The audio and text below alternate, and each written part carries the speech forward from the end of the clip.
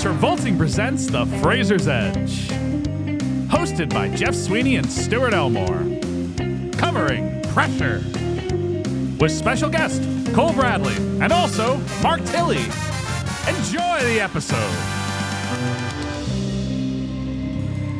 So right before we started recording, we were talking about how the the good to, That's my the bitch. the That's good my the, Let me tell you, all right, we'll pause. this is the greatest naval invasion force in the history of human civilization, and it hinges on one. I didn't think the mic could go up that high. On one opportunity. I don't know what the weather is. I literally just, I don't know about you kids, but I really loved Brendan Fraser's performance, Vincent D'Onofrio in Men in Black. In this movie. Jeff, Oh, I'm on the carpet. you had to pick up the back legs of the chair. Don't chew into the mic, Mark. So this movie's about D-Day, right? weather must water sugar in water. This movie's All right, guys, we don't. Everybody, stop. this movie's about D-Day, right? Everybody, stop. Enough. And that's Doomsday, right? Hold on. All right, hold on. So Hold on a second. We haven't done this many guests. hot second. We Mark, need to have. turn me back up. Turn We me need back to up. have. some Turn the decorum. lights back up. We need to have some decorum. Mark is technically not a guest on this episode. He's just eating breakfast. Okay. All right, you're either going to talk or you're not. Keep the mic on, okay? Okay. This movie's about D-Day, right? Yes. You know what else is about D-Day? Is Saving Private Yes. Ryan. Yeah. So I have to ask this question. Is Steven Spielberg washed.com? No. Yes or no? No. So He hasn't made a good movie since The Post. Inside Baseball. I didn't even have to argue with that. The Post is a perfect movie. He's made 4 good movies since The Post. That's not true. He's only made 3 movies since The Post. How can he have made 4 good movies since The Post. You don't like the Fablemans? I like the part of it that he definitely didn't direct because it's so much better than the rest of it. I like the part of it that Chloe East directed. That's my conspiracy theory now. Okay. You said you wouldn't engage. Inside Baseball for this episode. Today we are recording the 2 episodes of the show that you're the in sequence. Pressure and Propeller One Way Night Coach. The new Fraser, the new Travolta. Should we just do it as one big episode? No, That's it's functionally what we're going to do. It's functionally what we're going to do. Except me and Mark need to switch places. No. Turn that shit off. But, and so Cole was going to be on Pressure. Mark was going to be on Propeller One Way Night Coach. They both showed up here at the same time. And so we just said, what if we have them on both? So get ready for 2 weeks of this. Cole Bradley. Yes, welcome back. The last time Cole That was was meant to be an apology, Jeff. the last time Cole was in studio, it was a very normal day in American history, and nothing crazy happened. We watched half of the Private Well, it was Lives a of Pippa Lee and while nothing Joe else Biden happened. dropped out of the election. Oh, right. Was that really your last That was episode? his last. And live. That was the last in, time here. in studio. Okay. I've been on twice since then. Right. He's the zoomed in. virtuals. I was The supposed to be on a virtuals. few other times, but one time I got kicked off and one time I had to drop off. And I thought I would be fine if I wasn't going to be on World's Greatest What was the Dad, one 'cause he I was- zoomed in and surprised me on? Was that? That was G.I. Joe Rise of Cobra. I thought Yes, it would it be was. fine if I wasn't here on Just be World's careful Greatest Dad. touching this. Yeah, I heard Because- myself touch it, and I saw you look at my hands immediately. Yeah. Because I was like, we don't need 4 people talking about how World's Greatest Dad is a perfect movie, right? We can have 3 Yeah. people talking about how Robin Williams should win the Oscar for World's Greatest Dad. And then I hear that like 2 of you didn't like World's Greatest Dad, were we though it's a super perfect aggro against World's masterpiece. World's Greatest Dad, an episode I have regrets about my performance in. You see his penis. What's not You to do like? because in that episode, it was supposed to be a great penis. Cole and Mac were supposed to be the 2 guests. Right. And Cole tried to drop out. It was just Mac. Mac came in, did not like the movie. He came in hot. He came in hot. You were kind of like... I was on the middle. You were like in the middle, and I liked it, but I kind of reeled back. It's basically the only good Robin Williams movie. It's the only real Robin Williams. Not gonna- Cannot engage. We cannot engage. engage. Spielberg washed. Robin bad. Cole Bradley, everybody. Okay. Disclosure Day, not about aliens. But we don't have to get into that. Is the movie out already? No, but I just know it's not. Oh, okay.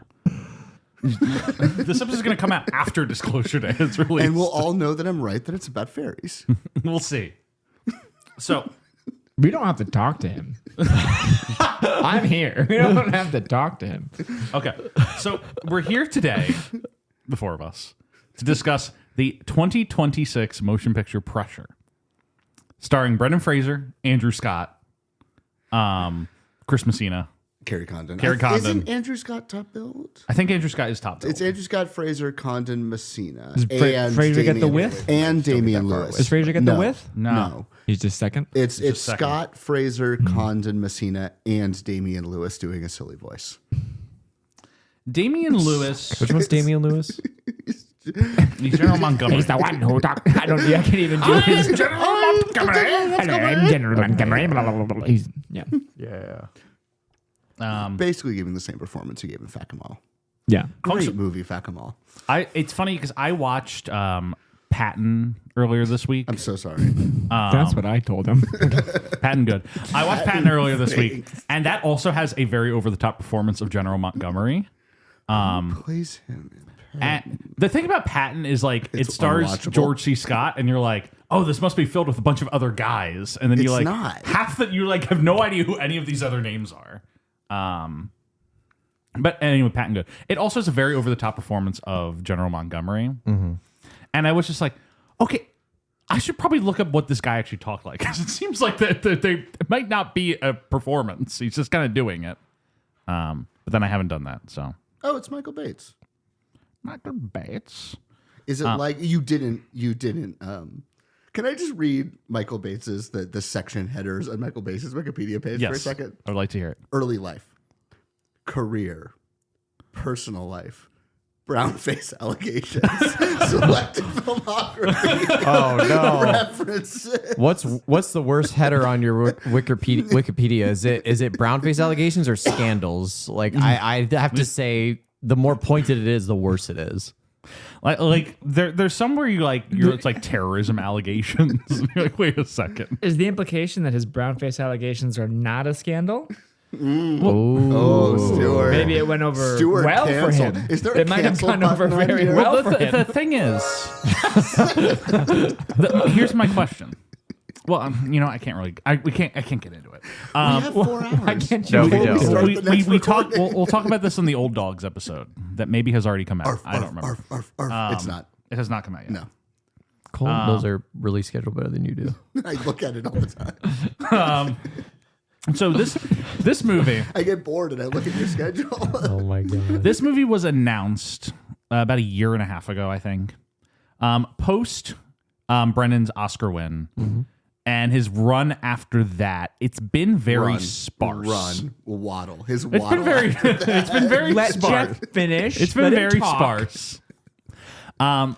Because after that, Killers of the Flower Moon is the first thing that comes out, Which he shot before he did. which he had The shot Well. before. Then Brothers, which he had also shot before. Yikes. Post Remember Whale, Brothers. remember Brothers. Holy Post shit. It's just 2 movies. Post Whale, it has just been This Rental and Rental Family and Family. this. Yeah.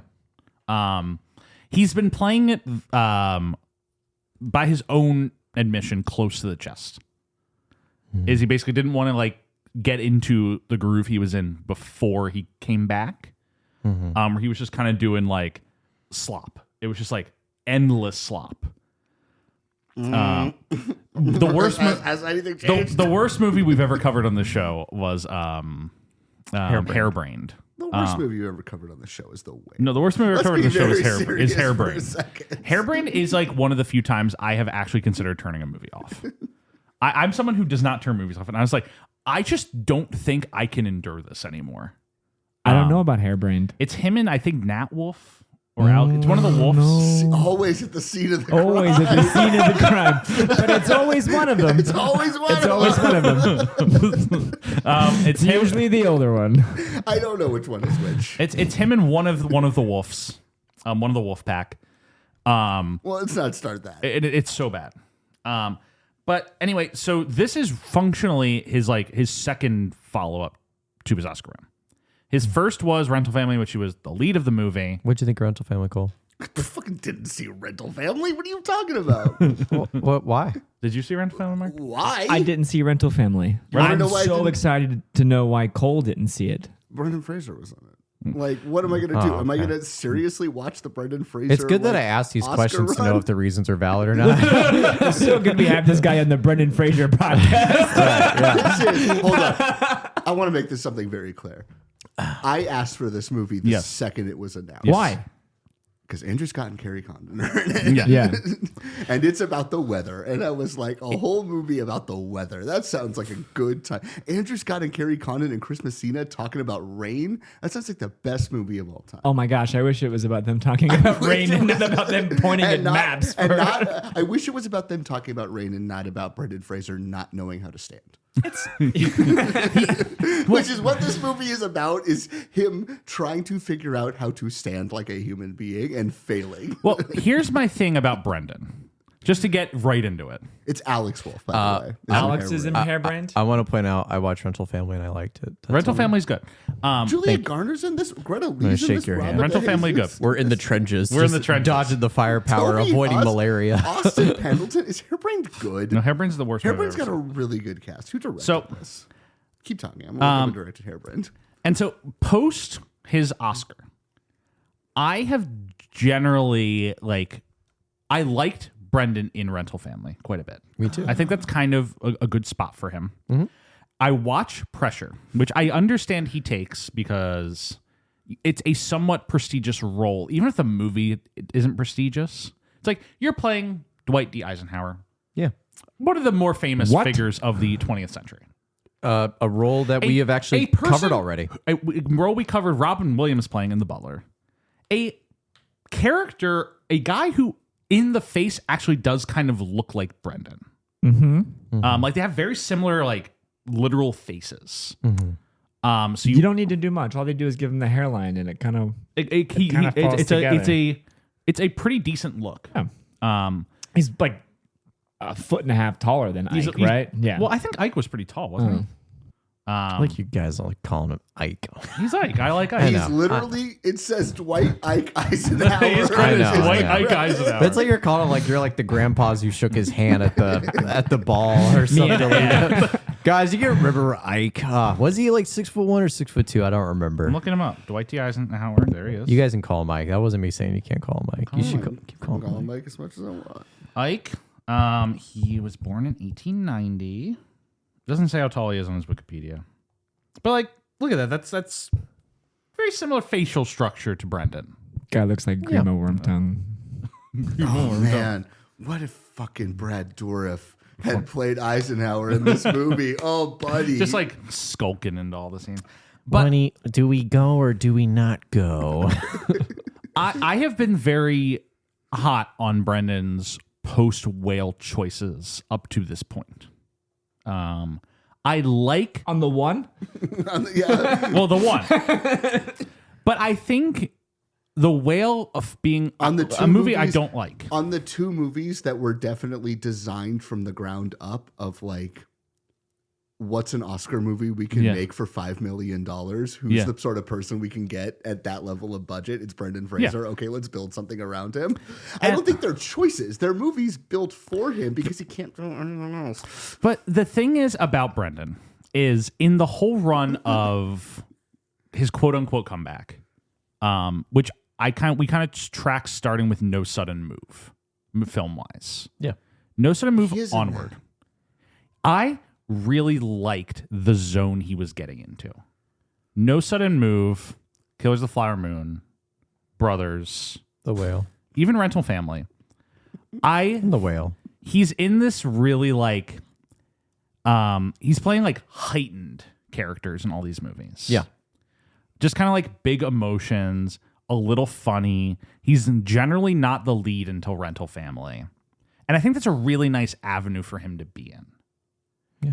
Because I think when you get into a movie like this, I don't think he's bad in this movie, but I do think he's the worst of the main. He's group in insanely this movie. miscast. He's calamitously miscast. It's just ridiculous that I am supposed to think he's a real actor.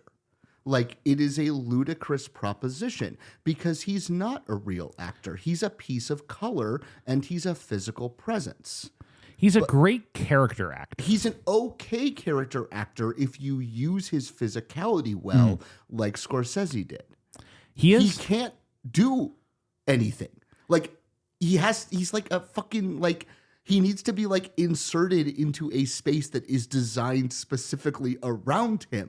If you do that, you can get something good out of him. Which unfortunately is what the whale does. The whale, even though I don't like the whale, Stuart, well, I he's apologize. literally inserted. I realize into I'm- whale I'm- suit. No, but like he's a- but the whale is using den of his lions persona here. in a way that these other movies. I mean, I guess Rental Family is kind of just I didn't see it, but this is a movie that you kind of have to use his persona going forward post his win. No, what is a movie we can put him in where he's either like, and in this movie he's like he can't play the general of an army. Yeah. Because he's not somebody that really commands respect like that. He's too nice to play He's Ike. too nice. Is the thing. He's too dopey. He's got too odd of a physical presence. I mean, this was and like we can really get into this when I come back on for this episode, because I don't know if Jeff told Stuart this, but he said I could have this episode. But we can really talk about this when we do Mummy 4. But Wait, really? yeah, I don't know why they would you would give Mummy 4 to somebody I don't who think- hates I don't think I Brendan. gave you Mummy that- you that- did already because I immediately like is like, tourist no, reasons. I don't think you said I could I have don't think it. Cole That gets to would've be. been a- I don't think you get to just say like, "Hey, there's a movie coming out and I'm calling it." I Jeff, think no, Jeff said and I Stuart could. get to both Jeff decide. said I could. Jeff No, said I could. I I have would the die text. if I. Cole, why would you want to be on I the Mummy really 4? like those directors, and I kind of know them. Okay, all right. okay. Oh my god! Oh my Shut the God. fuck. Oh yeah, you hit me with my oomph. Yeah, he just said their No, oomph. I feel like the Mummy 4 belongs to somebody who, I mean, this Mummy is, 4 I love you, but likes Brendan Fraser. I like Rachel Weisz. I think you have to yeah, like who does it? all of those movies to some extent. I got very concerned about Mummy 4 because I was like, he just doesn't have the physical juice anymore. I was watching this and I was like, if he cannot hold a room where he doesn't have to move and you're going to put him in an action movie, like he's lost it. He's lost whatever he had in the 90s. just- gone. I don't I'm gonna- understand what you're saying about his ability to not move in pressure. A movie I also watched. He And just what stands, he's kind of just stands standing. and just like ambles around. Well, I in think the such movie an is awkward- horribly blocked as well. awkward It's like a fashion. stuffy, like talky room movie, and it's like, But just the he's direction standing is out. He horrible. feels I'd like to chime in here. Okay, No. Yeah. Fuck off. You're muted. So, Jeff, Yes. because you and I are the only two people who have seen Rental Family. Yes.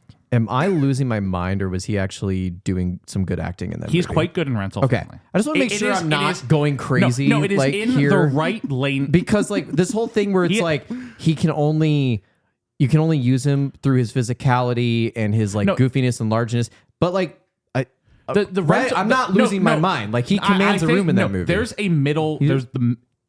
Both of you guys are right, and Rental Family is the movie. That, I agree with most of the things you're I saying, think by the way. Rental Family, but is the only thing that hurts it is this. Rental Family is a performance that I think is quite good because the movie is in large part aware of how to use him and his physicality in the movie. He's positioned in that movie as the one dopey American in Japan, and he's kind of bumbling through all the scenes. Yes. And the then- poster is literally how much bigger he is than everybody else on the train. He's like dwarf. Yeah. That's like the whole like the movie is very aware of that and he uses him well for it. And I think the fatal flaw here is they think Brendan like has that physicality. Surely he can bring that stature to Ike. But yes, and I think you put him in it, and Brendan is just not he's like too sweet to really like 1,000% agree. They Command! also think 1,000% he's agree. like a serious dramatic actor because he has the Oscar. Yeah. When it's actually yeah. that he won the Oscar in a year where there was a gas leak, and they gave every Oscar to a bad movie. Yeah. Well, and then Except for Women Talking Innocent. because you watch his other performances post Whale. Women Talking, a movie about Killers a of the gas leak Flower in a Moon. He's like to quote another podcast, he's like a thermostat performance in Killers of the Flower Moon. He changes the whole tenor of the movie when he comes in 3 hours in and just starts being like, I command! Okay, let's not. And he's like, scream. I am justice. That's Brothers. Yeah, that's Brothers, but it's in the But same he kind like of he kind than of Brothers, dude. he changes the tone of I just Killers think of he's the Flower pretty good Moon. in Brothers. Brothers, he's barely in. Brothers but is just a war crime. Brothers is just a bad movie. Brothers is a bad movie. But his Someone I needs to actually go to think jail for Brendan's actually Brothers. pretty good No, in I Brothers. like him in it because the whole idea of his character in Brothers is his They ruined Brothers. They got to do their time. What the fuck are you talking you about? see It's that Prime Brothers? original. his like performance in Brothers is it's essentially he's playing a character very much like Ike, and this we're supposed to be this authority figure. And the end of the movie like gets around to no, he's just being like he's like just simping for his dad. Yeah. Like I Emmett Walsh is just like boy, and like just He's whipping so him. good. I remember. Walsh It's is his so final good. movie, I think. know. And it's like you're like, oh, so the joke here is that Brendan is not actually tough; he's a big baby. I'm like, that's a great use of him. Sure. Rental Family, to the points we've already made, uses him well by like heightening these points. But it's not the crutch of the movie. Yeah, Would you agree with that? yeah, it's not the crutch of them. It's not the crutch of the movie. But that's why I disagree with the point is like we get into this with Travolta a lot, another actor we're about to talk about again very soon. But like because you can make the similar claim to John Travolta. It's like he has a very specific physical use in a movie, which we've articulated multiple times. And it's how directors use him, whether you get like a good or not. I'm not even going to use the word performance. I'm going to say a good use of him. But I would argue that like the synthesis that we've talked about on the show is like the word synthesis. Like, can you find like a good blend where it's like you're not relying purely, like I would argue this movie is purely relying on Brendan's a big guy and he can yell loud. And I'm like, yeah, nothing else. Like I don't buy anything else that he really says in the movie. I don't think that. No, I will say, like, I do think Brendan is quite bad in this movie. He's kind of calamitous. Well, it's like the thing where it really got me was his I don't think he ruins the movie. The movie's got a lot of other issues going on with it. But I'm all interested the to hear your movies- thoughts on what else ruined the movie. I agree, but I will say, I think every single thing that this movie does wrong is born of the decision to have Brendan Fraser in this, right? The idea that every single problem the movie has maybe doesn't go away, but makes sense if you like, but we have this dynamite Ike performance that is the anchor of the movie, because all the movie's issues aren't execution. They're more conceptual issues. They're like, they're how the movie is designed, and it's because the movie is designed around him. Can I throw a heater at you? Okay. Before you do as that, if you've before- yeah. But this is a It's so real nice heater. of you to before you ask do that, I just permission. want to make like Finish one quick point is like, because I almost thought about like looking up the clip, but I think the point will still stand. When he gives like that final send off speech to the men for D-Day, I have never, and I can't articulate the exact words, but I have never felt like the least compelled by what's supposed to be like a big motivational, like you're going to war, you will likely die speech ever. And it made me think of completely different context here. Robin Williams, Dwight D. Eisenhower, the Butler. what was the specific case? He gives the speech about Little Rock. Little Rock. Yeah. And like wildly different contexts, of course, wildly different like things you need to draw for that kind of speech. But like Robin Williams is delivering that speech in a very like kind of calm, like monotone. He is but projecting command and confidence through his stability. Williams is fantastic in The Butler. right. And I'm just going to throw that out there right now. Williams is great. It's the second best of the President performances in that movie. Like, he's Like, incredible. he has- Cusack is kind of... I'm not used to Cusack's on calling. the. Cusack is fucking just launching threes left and right. But But like, Williams I is only pretty say that good. because like you just said it, Jeff. It's like Robin's doing a lot with so little, and Brendan is doing so little with a lot in this movie. So, all right, what's your heater? I've been That's what I thinking- wanted to throw I've out been there. thinking, who could have played Ike in this movie? And it's a better movie because you're like, but it feels like such a layup for Brendan. Hear me out. Put him in prosthetics. I think if you just slot Messina in there, you're already cooking. But that's a crazy one. So two people who aren't in this movie, I think you could swap in into a better movie. Brolin. Brolin Ike is what the movie wants to be. This is the crazy one. This is the stunt casting one, but this is good. Why is it not Batista? He looks more like Eisenhower anyway. Dave Bautista. Yeah. I do Did we think, look at the same Wikipedia no, picture? I Might go. Is there a gas leak in my Are there apartment? negative prosthetics? no. My thing about I don't care that he's not white. no, It's worse. I think Bautista I think your runs. face looks weird. I got stung by a bee before this You know movie. why I anyway. also think Batista's too inviting. But have you ever You need actually somebody seen like Eisenhower actually talk? like a Brad Eisenhower's Dourif whole- or somebody a little more sickly, But Eisenhower's who's whole thing tired, was that who's he been had this, awake for like Midwest 3 kindness days. to him. That's why Williams was such a good casting. You I think you were onto something with Brolin because no, like you, Batista. no, but Okay, you all need right, now somebody you're who just can like- like. I do think like He'll get attached to a stupid idea and just be like, "Oh, No, that's I'm stupid. fucking I love it." you no, you need to be. You do not want to be in the same room as Ike in this movie. exactly. You need Anytime to- you're in the room with Brendan Fraser, Yeah. it's like, You're- I don't feel like okay, I here's the shouldn't thing, be in but this also, room. Mark, It here's should the be a thing. room. Can I finish? Sure, but you're wrong. No. Okay, fine. Fuck. Go. You No, you don't get to fucking go. I was joking. Go. I don't give a fuck anymore. your whole thing on Batista being too inviting is because you found out about Batista in 2014 and you don't understand that Batista being a nice guy and not being Oh, do you watch intimidating wrestling? Have you been watching wrestling for a while? is Oh my the God. inversion. Please of tell me about David Batista's- Batista. His personality as a wrestler, which David everybody Batista? is so engaged with. I'm Because just most saying- of us just have him post Guardians I to know. go off of in his career. That's what I'm But I'm saying. so happy that He's I'm so scary. happy that you'll be the one person to lock into pre-Batista in the scary. fucking theater. Mark been Crespo so- is commenting so many times on this episode.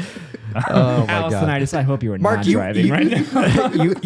you were about to say something, Mark. I wanted to hear the rest of your point about you don't want to be in the same room as Ike in this movie.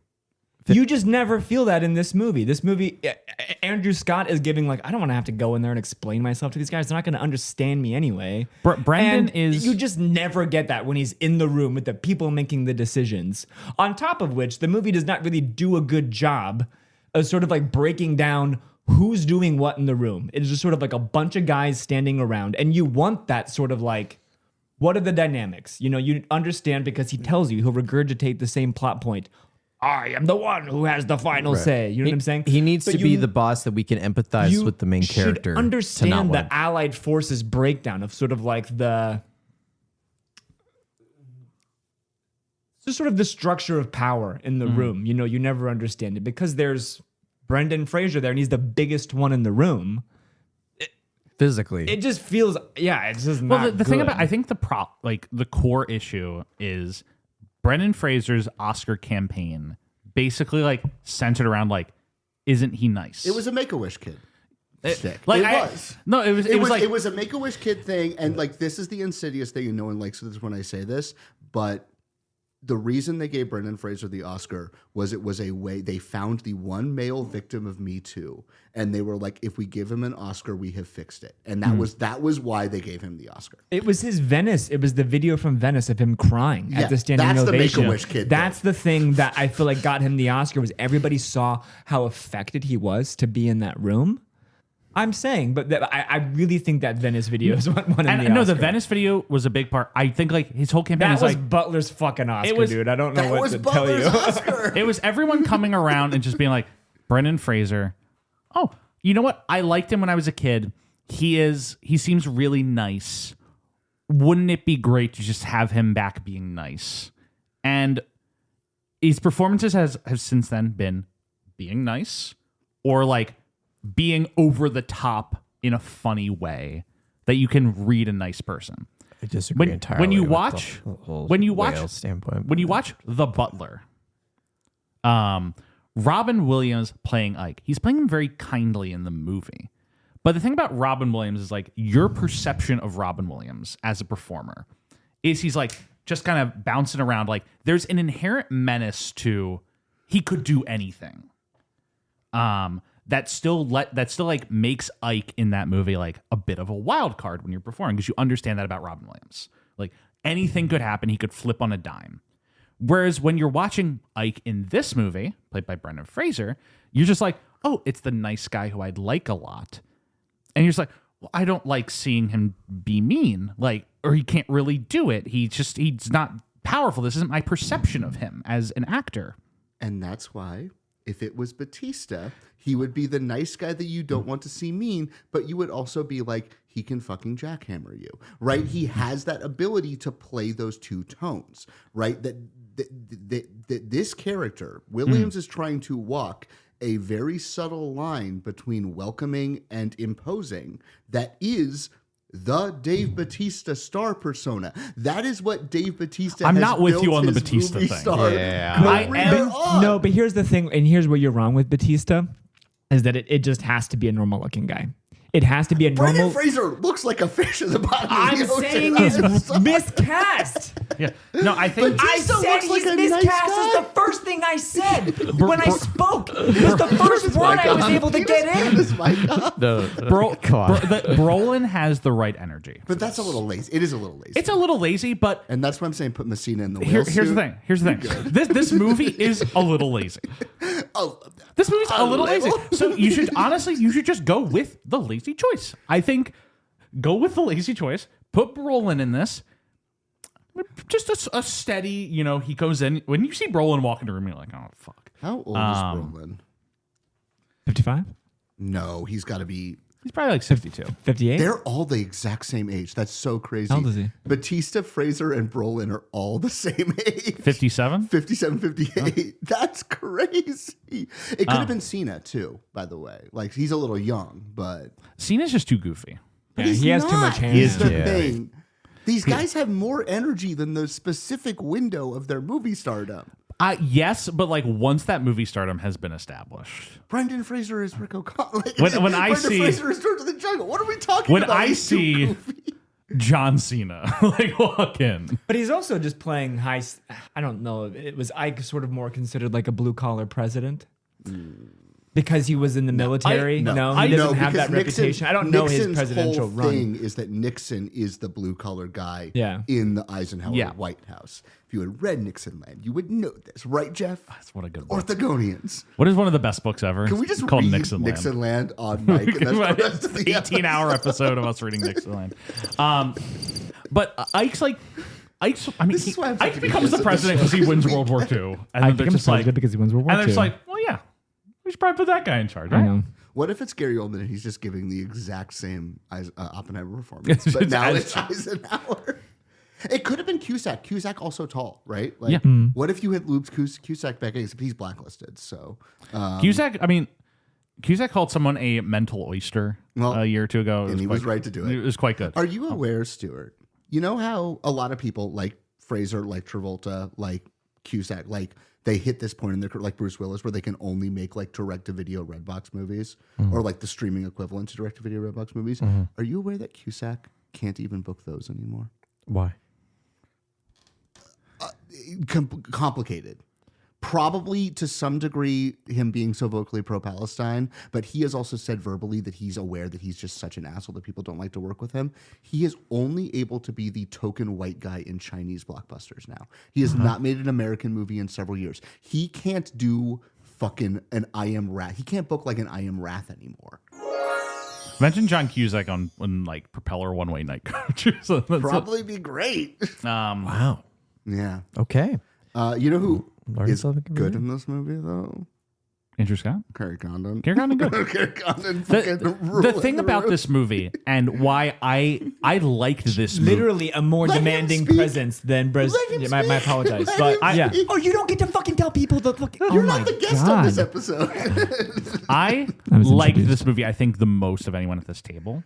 You were always going to. You were always going to. And partially because this is just my kind of like Yeah. steady dad movie. Jeff was yelling in the theater when they just like tracked the camera around and Brendan Fraser said the name of several military figures involved in World War II. Jeff was just like, yes, that's Omar Bradley. No, it's because that scene in specific is because it's Brendan being like, we're gonna introduce the generals, and it like the camera pans over, and the first fucking guy you see, it's the cop from the Batman with the voice. Sounds like this. I'm commissioning a gun. You two are a really good impression of him. We gotta go. I know that get guy the from Batman. being one of the Russian command center guys at Chernobyl, which is really Oh weird. yeah. He had, like, But- the same Same voice. voice. And so I Same see voice. that guy, and I'm just like, We have yes. the situation under control. What's this about that there's a nuclear leak? They should have just cast Jared Harris as fucking Ike, dude. That's Jared who you Harris. cast. But- That's who you Okay, cast as can I Ike. tell, Come can I on, tell a man. true story? Oh, that Yes. is actually Can I really tell a As true long as story? it's true. It's a true story. I was in a bar. Jared Harris. I I was would in a shake bar, your like- hand if we were close. I was in a bar like 2 weeks ago, and I'm sitting near the door, and I'm sitting facing into the bar, so I'm not seeing the door. And like, I all of feel a like I'm sudden, there. Everyone, but I'm just like oriented, so I'm not looking at. Sorry. I'm not looking at people entering. Right, I'm not really people watching. I'm like angled away from Door everything watching. else. Yeah. And all of a sudden, everyone at the table like lights up, and they're like, a famous person has just walked in, but we can't tell who it is. And they're like, oh my god, who is it? It's that guy. It's the guy. And I hate looking at famous people, so I'm just like ignoring this, but they just like won't shut up about it. And so finally, I like crane my neck over, and it's Jared Harris, and I was like, all right, that's pretty cool. One of my favorite bar stories in Chicago was the crew of the show we were working on went out to a bar after rap, and the bar we were at, David Cross had just performed at a comedy club next door, and he came to the bar, and he was like near the front of the bar, and so I was one of the first people to get there, and so I sat at the table and sequentially had 18 to 20 people cycle in and be like, is that David Cross?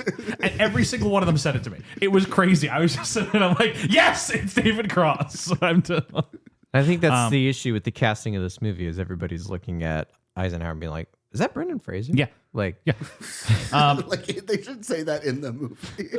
That's George of the Jungle. But anyway, well, that is kind of the vibe I feel of all the other actors in this movie is I'm not acting alongside an actor Yeah. who's portraying Eisenhower. I'm acting alongside Brendan Fraser. Like, even like, okay, can we get to this scene? Because like, this was like a scene that should have been like really good, but I felt like, and I hate, like, I'm a big Fraser fan. I don't lie about it, but like, Fraser is the problem with the scene. Yeah. When Andrew Scott gets the call that his wife was in the hospital that got bombed. The best scene in the movie. Well, it should have been.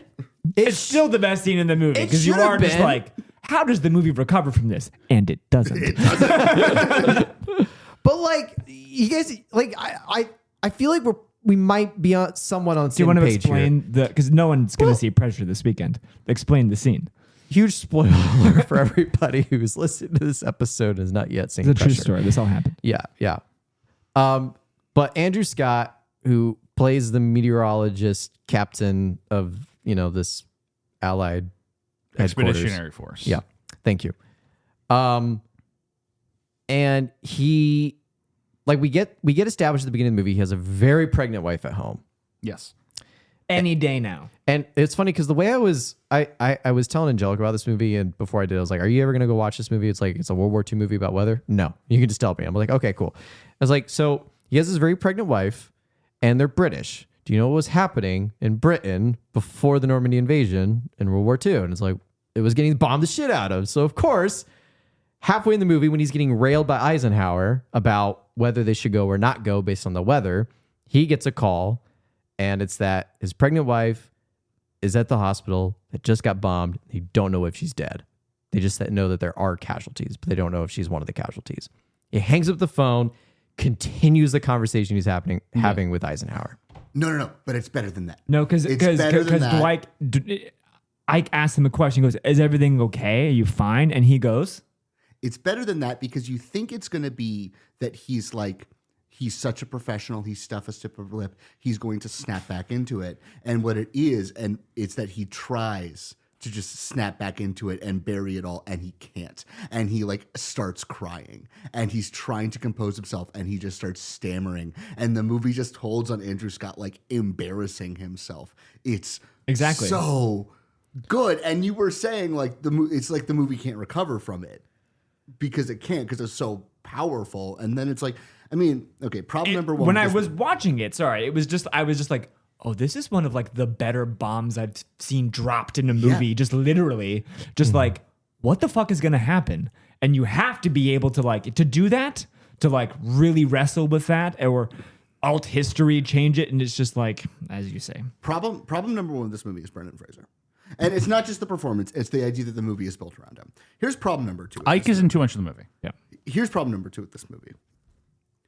everyone fucking knows D-Day happened, It's true. Yeah. right? And That's why it's so good. and that's But that's- it's an issue because the whole movie is a ticking clock where they're like, are they going to be able to pull off D-Day? And I'm like, yeah, I think they're going to be able to pull off D-Day. Here's what it is. I am sure that at some point that point was raised in the Planning. or maybe even at the Logistics meeting playwriting pre-D-Day. And I'm sure somebody said the trailers for Oppenheimer were set on the question of whether or not the Trinity bomb test would destroy the world, which everyone knows it didn't do that. And here's my thing. A, that was cool as hell that they did that. B, this movie is not as good as Oppenheimer. C, when does the Trinity bomb test happen in Oppenheimer? 2 hours The in. middle. The middle of the movie, right? Nolan's heater is that he's like, this whole movie is building towards something that you already know succeeded. Fuck you, trick question. That's not actually what the climax of this movie is, right? It's a feint. Yeah. Right? He's burying the fact that the last hour of that movie is people yelling in meetings and it's the most stressful thing you've ever seen in your life. With this movie does in fact end with D-Day. D-Day successfully happening because I thought the that clouds was- cleared. Oppenheimer I is thought that also was a so dumb. process movie. It's- Oppenheimer. Well, that's problem number 3. Okay, problem number 3. This is not a process There were- movie. Thank you. There are 2 versions of this movie that should be. The first is a process movie where you learn a lot about the weather. Yes. Right? Where My they're biggest just thing. in the mud. The second movie is a movie about a man valiantly doing what is right despite everyone trying to pressure him to the contrary. If you make that movie, Ike has to be the bad guy. That's not why they're not making that movie. You're not making the weather movie because that's boring. Wrong. But that's the reason why you're not making that movie. So instead they have done the middle point, which is the least interesting version. This is a movie where nothing happens. Not Yeah. a single thing happens. Yeah. And it's not the Yeah. good thing happening. Yeah, that's accurate. Stuart, you brought up You a good need to point. be sweating anytime he goes into that room and is like, I got nothing because you're not asking me for anything really. Stuart brought up a good point after we saw the movie that I think he was about to say. More or less just like where you think the movie should have ended. Did we need the D-Day epilogue? No. Nice Well, try. Right? I mean, that's the Oppenheimeriest scene in this movie because it's the same thing. Is it fucking a wolf brother in Oppenheimer? No, it's Drake. It's Drake Bell, right? Or Josh Peck. It's Josh Peck. Like, it's the Josh Peck with his hand over the button, ready to kill it, right? As the countdown happens, is the equivalent to them all sweatily standing in a room waiting for the radio broadcasts to come back because they don't have communications on the beaches yet. Like, it's the Oppenheimeriest scene in this movie. It sucks. It's horrible. It's a total whiff because we know. we know. We know. Everyone But what's so knows. cool, and they don't do, is that like you're not. I know D-Day happened, but I don't know that they're getting like live updates from these ships or people who are seeing things on telescopes. Sort of like if you do it through that point of view of the radios and the people on the ships watching it happen and not just doing the invasion, then there's sort of like an angle there that people aren't used to, which is how are we getting this information? What's Well, happening? as- We're not seeing it. It's more powerful As somebody if we're who not seeing is it. not like the biggest World War II history buff, like I'll say like Me either. the surprise of it being like, oh, D-Day, the date of D-Day was because they found like a break in the weather system that was their window to go in. Like, and I was like, that's like kind of interesting. That's like the moment there's no, but it's not a movie. right. It's like it's not. It's an interesting fact, but But it's like, not a movie. I would argue that is similarly to like it's either got to be your climax or it's either got to be your last moment of the movie or your midpoint bomb drop climax. I don't know. I don't know how to say it. All I'm saying is it was weather. kind of like oh, like that was it. Here's the It's thing. just like an oh, okay. I don't know anything about football, right? Stick with me. I don't know anything about football. I don't know, Really? well, Not one except thing? I actually know a lot about football because I have seen the 2014 Ivan Reitman masterpiece Draft Day, and Draft Day teaches you about football because it cares about the process. So everything I know about football, which is actually a sizable amount, is entirely because of draft day. This movie can, in fact, teach you the weather. Right? It could teach you the weather so that I understand the significance of the break that gives them a 3-hour window. And instead, it's Chris Messina being like, but weather one way in past, and Andrew Scott being like, that's not how it goes. Well, like, Aggravating. Sorry, he's Scottish. That's no, I can't you're do so it. right, because it's like, I'm trying to think of an equivalent of another movie that's done this, but it's like, because on the backs of the movie that's taught the audience enough to feel like they are confidently aware to where we figure out the twist with the actors, Yes. not being told what the twist is from the actors. Yeah. When he just pulls out a map and it says, do you see that cyclone changing? And it's like, we could go tomorrow. And I was like, let me run through the premise of this movie. The premise of this movie is it's Friday, right? it's Friday, It's Friday before D-Day. which they want to And do Monday. They bring in Andrew Scott, who's the best. Let me talk. They bring in Andrew. Turn his mic off. Turn his mic off. I need to get through this. They bring in Andrew Scott, who's the best meteorologist in England, to give them a weather forecast. And he's like, the weather's going to be bad. And the American meteorologist is basically judging numbers based on past data to say that the weather is going to be good so that he gets the approval of the army. And it's sunny and it's beautiful. And he's like, there's going to be a storm. There's going to be a storm. There's going to be a storm. Bam. On Sunday, there's a massive storm. And they're all like, fuck, the invasion is canceled. We can't go for another couple of weeks. It's, the Germans are going to find out what we're doing.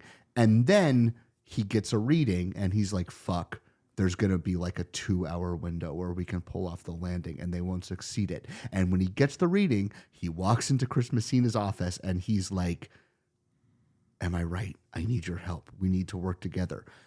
Total bullshit, because the movie has just spent an hour being like Chris Messina is a fraud. Yeah. But Yeah. if you Hack actually scientist. taught me about the science behind this, then I would know why Christmas, and that would land so Yeah. hard because I love it. I wasn't really going to cut you off. I love it when two enemies Of course. come together. It's the Take my best. hand. It's the best thing in a movie that happened. But what I was unclear on, and because the People movie, do this shit, right? because the movie does not explain things very well, It's the same. ever super clear why they bring Andrew Scott in It's on never Friday? clear. It's Yeah. implied. They that- have Messina, and they're just like, we're the going to bring a new implication is head that of the weather department in 3 days The before. implication that the movie doesn't run with is that it's a Churchill power move that he doesn't like. There's like one line Okay. that implies that there's some tension in the fact that the Americans are running the show in England, and Churchill was like, we want the last go ahead needs to run through the English. That's or the British, because he's a Scottish. But that's where I wish I understood more about, Yes. and that's what this movie could really teach you, apart from just the weather, is also just like how the Allied forces functioned in Which World is War what II. Oppenheimer does. Like It's Oppenheimer, all those guys in a room, and you're like, what? And it's just Andrew Scott being like, I don't fucking know what you want me to fucking tell you, dude. I'm fucking like, there's nothing's guaranteed here. Oppenheimer doesn't actually really teach you much of the science. It teaches you a little of the science, Yeah. but it doesn't teach you much science. But Oppenheimer really teaches you about how the bureaucracy functioned in such aggressive It's him holding up the detail. and at it's the round so table. He goes, Robert, exciting. Can we they just have it. watch Oppenheimer right now? Well, no. Here is fundamentally why I like this movie a little more. sorry. No, Oppenheimer. is because for better or for worse. Let me talk about my father-in-law real quick. So I'm gonna go. I'm gonna have a cigarette. Just kill my mic. I'll be back in an hour. You don't have any. my father-in-law, when I first started dating Becca, just like a year into our relationship, we were at their house, and he's like, "I want to show you one of my favorite movies." And it was just the two of us. And he's like, "I'm going to put one of my favorite movies on," and he puts on the Roland Emmerich Midway. Let him talk. Let him talk. Not what I was expecting. I was just trying to Right. guess, and that wasn't what All I right, was all right. I Continue. sat there in the chair and I watched Midway all movie. 2 hours and however many minutes. He made 2 comments during the movie. One to tell me Woody Harrelson really surprised me in this, and then the second was like about like how a ship was made. And I sat there, and then we come out of it, and he was just like, I just love to see it. Was basically about, and it's exactly why I like this movie more is I did not learn anything from this movie.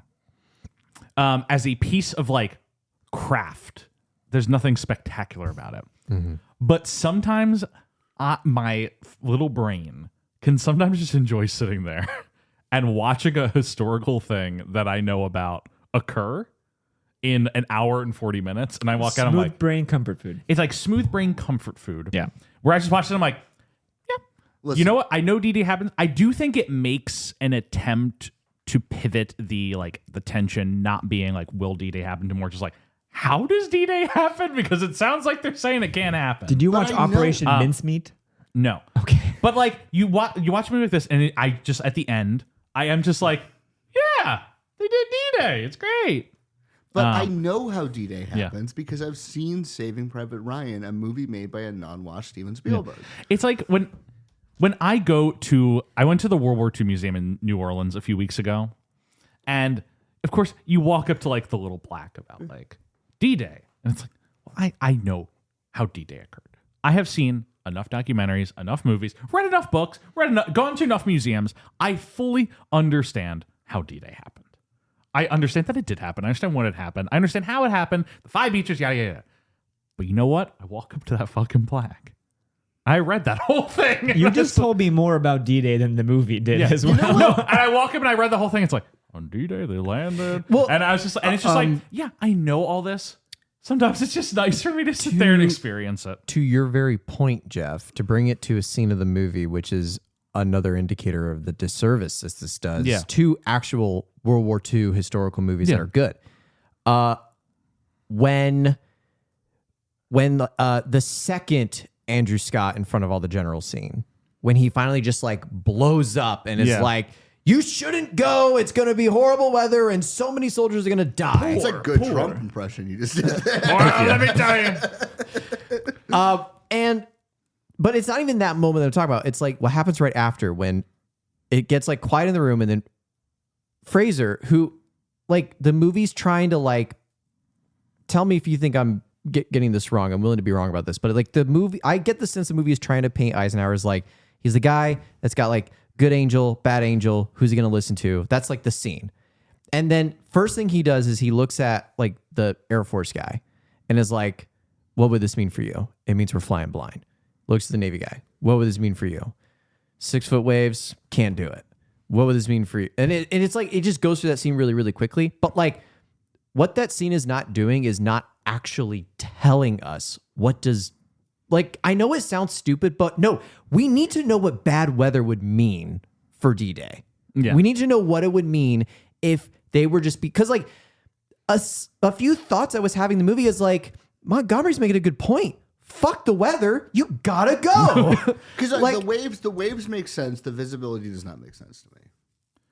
To some degree, visibility is immaterial because the whole point of D-Day was getting close enough to the encampments, right? Like you're not doing long range shooting there. You know the direction you need to run in. No, the problem with visibility is they couldn't get air cover. You're right. The problem with visibility is and you need air cover for But D-Day. the waves make sense because they're on the boats. And are all those just like German, not like fog machines, but essentially what they're doing is they're like gassing the beach with just like atmosphere or something, so they can't see the wall of fire coming at them. They're charging up a That's beach. why they don't need visibility anyway. That's what, but like it's such a low barrier. It's such a low ceiling for where their atmosphere is. So like, here's my pitch. and they also need to drop all the paratroopers.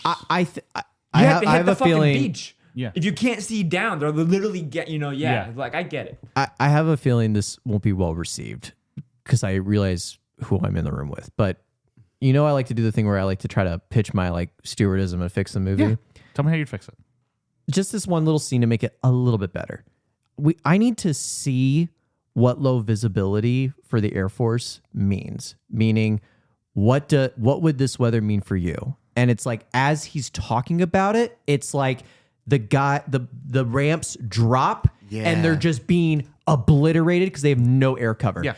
Points to the Navy guy. What does this mean for you? Boats overturning in waves. I need to see But that. the problem with that is that would be expensive. Well, and this movie uses AI upscaled could have shot that. stock footage It does. of troops in the Okay, air. so is that true? Because That's yeah. you can Okay, see that is it what with it your is. eyes. Okay, like I'm not as well trained as other people are, but like I didn't want to say it out loud in the theater, but like I had that guttural feeling that this feels AI upscaled. It's the same thing Peter Jackson did, just without any fine tune. It's like a rough pass on the same thing. But Peter like, Jackson did. am I losing it here? No, But, you're or does right, it you're seem right. like just to make it more engaging so the audience know like this is what happens Yeah, if no, they you're right. actually went on Monday. That would look cool but as hell. with Because- what It would also look Montgomery cool. is To add saying, on top of it, you take all the money you spent on the D-Day invasion and you just do do that. the tiger exercise at the beginning. You open the movie with what you think is the D-Day invasion,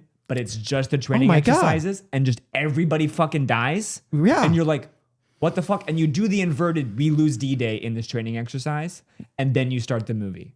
Yeah. So you feel that pressure. And they just put the money in the wrong place. So they just wrote it wrong. yeah, You know, yeah, like, 100%. Yeah, that would have been so much more because not only that, the audience, we understand what not like a losing D-Day. but then you get to see the bad version of D-Day where like You the get to conditions see, are not like, right. Maybe we would have won the beach, but this is what probably would have happened. And we know this to be a fact because it actually kind of happened Yeah. already. So like we know the stakes. That's my issue with this movie. I'm not clear what the stakes are. There are no they, stakes. They tell me what the stakes are, but I don't know what the stakes Well, are. this is what I'm saying is the stakes they want this to be are contingent on Dwight being the villain.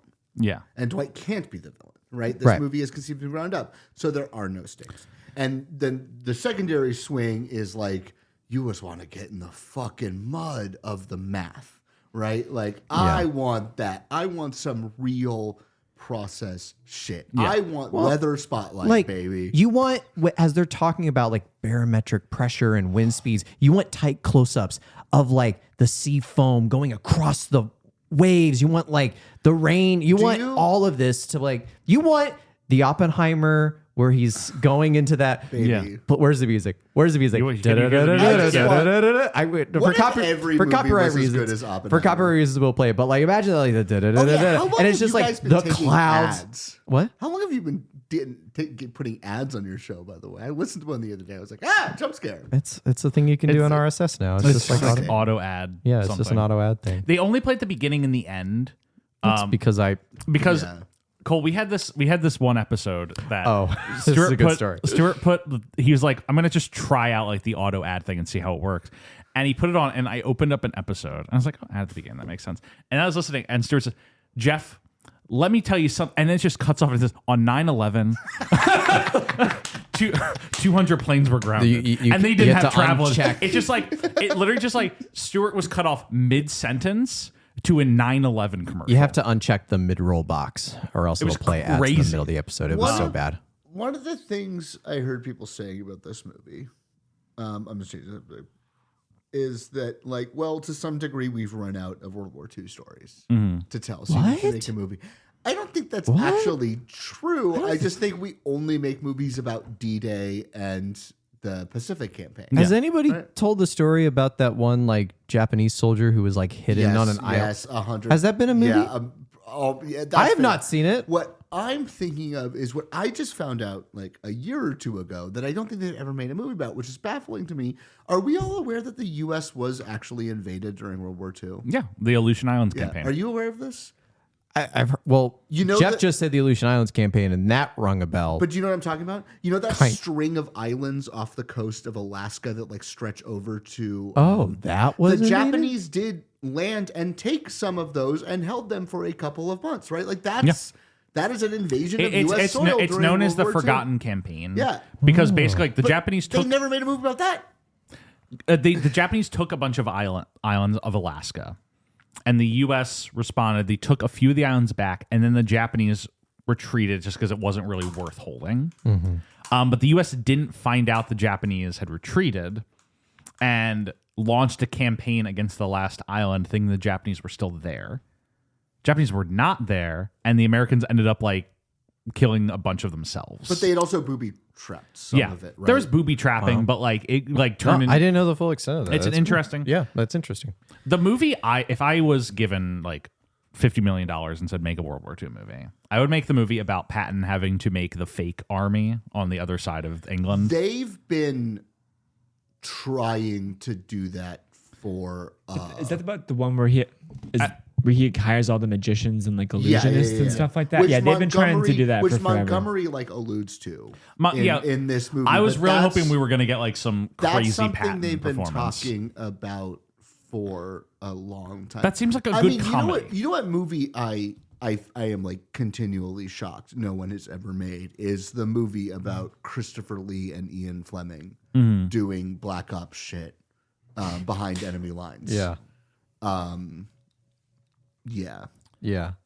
I mean, I think it's ridiculous to think of the idea that there are no more But like that World was War just II a thing people stories. said when like, this movie was when the trailer came out. They were like, "Okay, I guess we are to some degree out of World War II movies." And if we're making a movie about I weather. don't think we are. There were also like 3 movies at Cannes this year about the French Resistance. Like, I don't think we necessarily need to stop making movies about people getting shot, right? Like, and that's my point is that if you're gonna make a movie about the weather, make a movie about the damn weather, right? I want to see some charts, right? I don't want Fraser to walk in and say, "You don't need to explain it to me, it's gobbledygook," which is the movie's attitude towards this anyway. Yeah. Right? Like, that just like kills the vibe. Now, what I do like is Andrew Scott in a half-button shirt standing in a thunderstorm. Yeah. Like, that's where you're like, this is cooking. And that I'm scene like, cooks. Yeah. Yeah. That scene cooks, and then it cuts to Brendan. we should talk about that going scene full because I think it's like crab probably one of the only like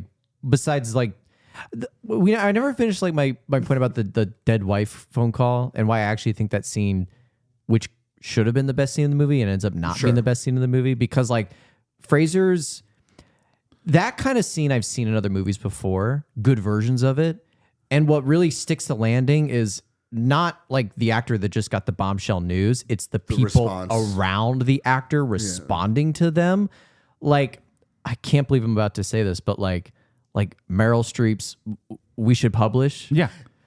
The single best piece of acting she has ever But, done like- in her life. Jeff knows that I am not just like- saying this on the spot here. The Post, not a movie I think about at all until I'm in a room with Jeff Sweeney on this podcast where we talk about Spielberg movies. But You don't like fun? Right? You don't like craft? No, I like- You don't like art?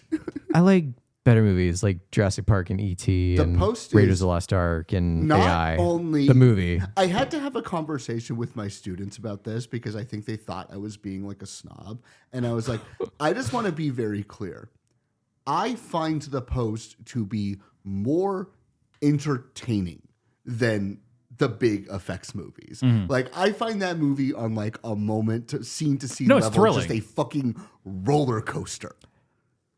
It's the most It's thrilling. exciting movie It's he thrilling. ever made. The Post. That post. We love Anyways, the Post, don't we? To go back to that scene, like Fraser's response to Andrew Scott kind of kills the scene for me in a little bit. What's now, his response again? I don't even remember. well, it's He just, doesn't have that's, one. That's the point. That's the point. It's Yeah, like he but doesn't really have a response. Just like I feel like that scene is actually about him just trying to get through the sentence. Yeah. You know, The response, of like the response to that him scene, just stammering. The response to that scene is that like 5 minutes later, Carrie Condon comes in to be like, Because "Are they you don't aware-" care who's on the phone. Sorry. Yeah, Carrie Condon comes in to Ike and be like, "Are you aware his wife might be dead?" And Carrie is putting a little Blarney Stone on this accent. And Fraser's like, "Of course I know, but it doesn't matter." And you're supposed to be like, "Oh fuck, fuck. he's so much more Yeah. plugged in than you think it is." yeah, And I'm like, that Andrew Scott had a full-on breakdown in front of you after asking how the baby was. Like, Yeah. I think you can put together what the situation is, which is a thing where it's like, okay, the movie doesn't understand why it's so good that Andrew Scott cannot stick the landing. Yeah.